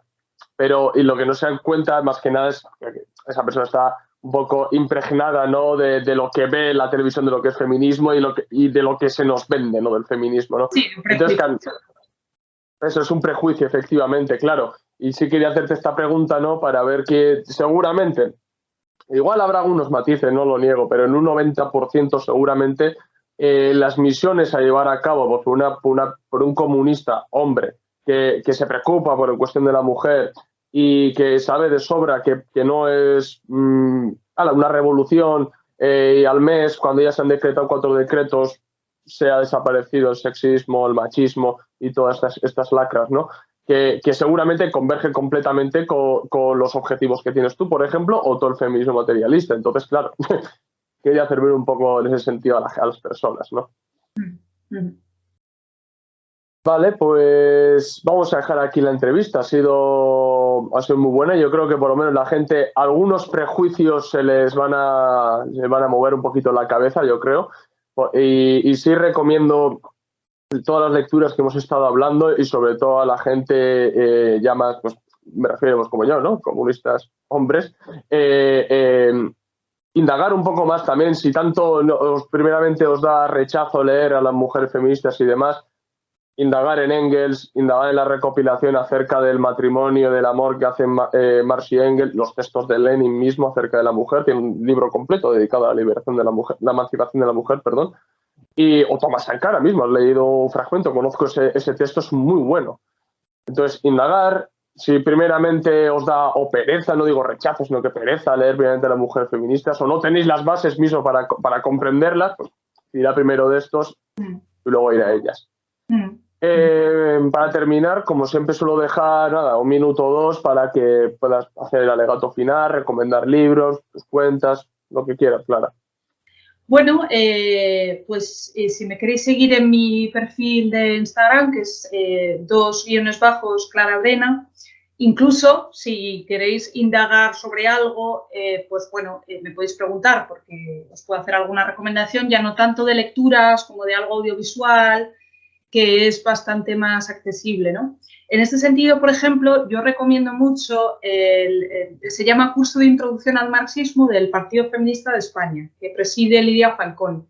Y a lo largo de todos los capítulos se resume muy bien lo que sería ese feminismo socialista al que aspiramos muchas, ¿no?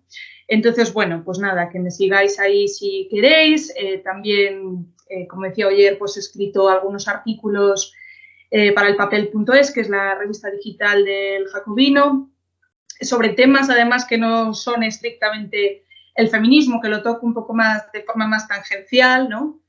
Y nada, y poco más. Muchísimas gracias por la invitación. Yo espero que mi entrevista, que era uno de los objetivos que tenía, también haya servido para despejar ciertos prejuicios, para, bueno, ver que realmente muchas feministas estamos completamente en la misma línea, que no decimos nada que pueda asustar o escandalizar, sino todo lo contrario. Así que muchísimas gracias y os recomiendo, aunque obviamente si estáis aquí es porque ya lo hacéis, que sigáis al camarada en sus redes sociales, su perfil de Instagram, su canal de YouTube. Creo que haces un trabajo excelente de divulgación tanto de historia del comunismo como de teoría marxista, publicaciones todos los días, o sea, un trabajo muy arduo y muy completo, así que pues nada, que muchísimas gracias por ver la entrevista.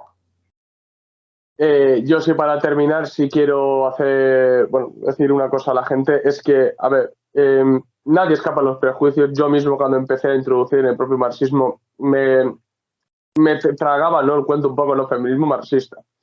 Feminismo marxista, feminismo burgués, perdón. Feminismo es burgués, feminismo es burgués, ¿no? Y de entrada ya como que rechazas todo, ¿no?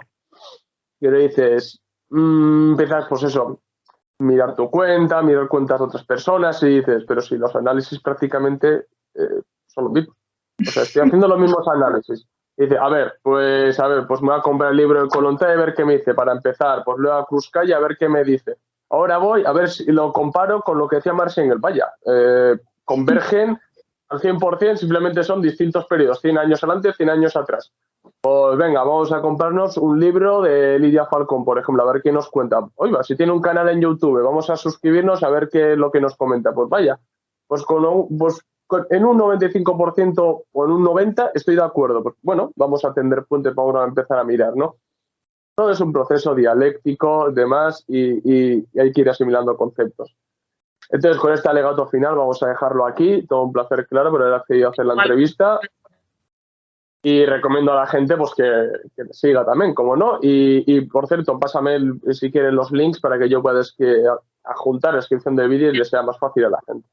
Vale, perfecto. Pues nada, lo vamos a dejar aquí. Espero que en el futuro vamos a hablar otro tema diferente al feminismo o algún otro tema. Y nada, pues un placer. Igualmente, muchísimas gracias.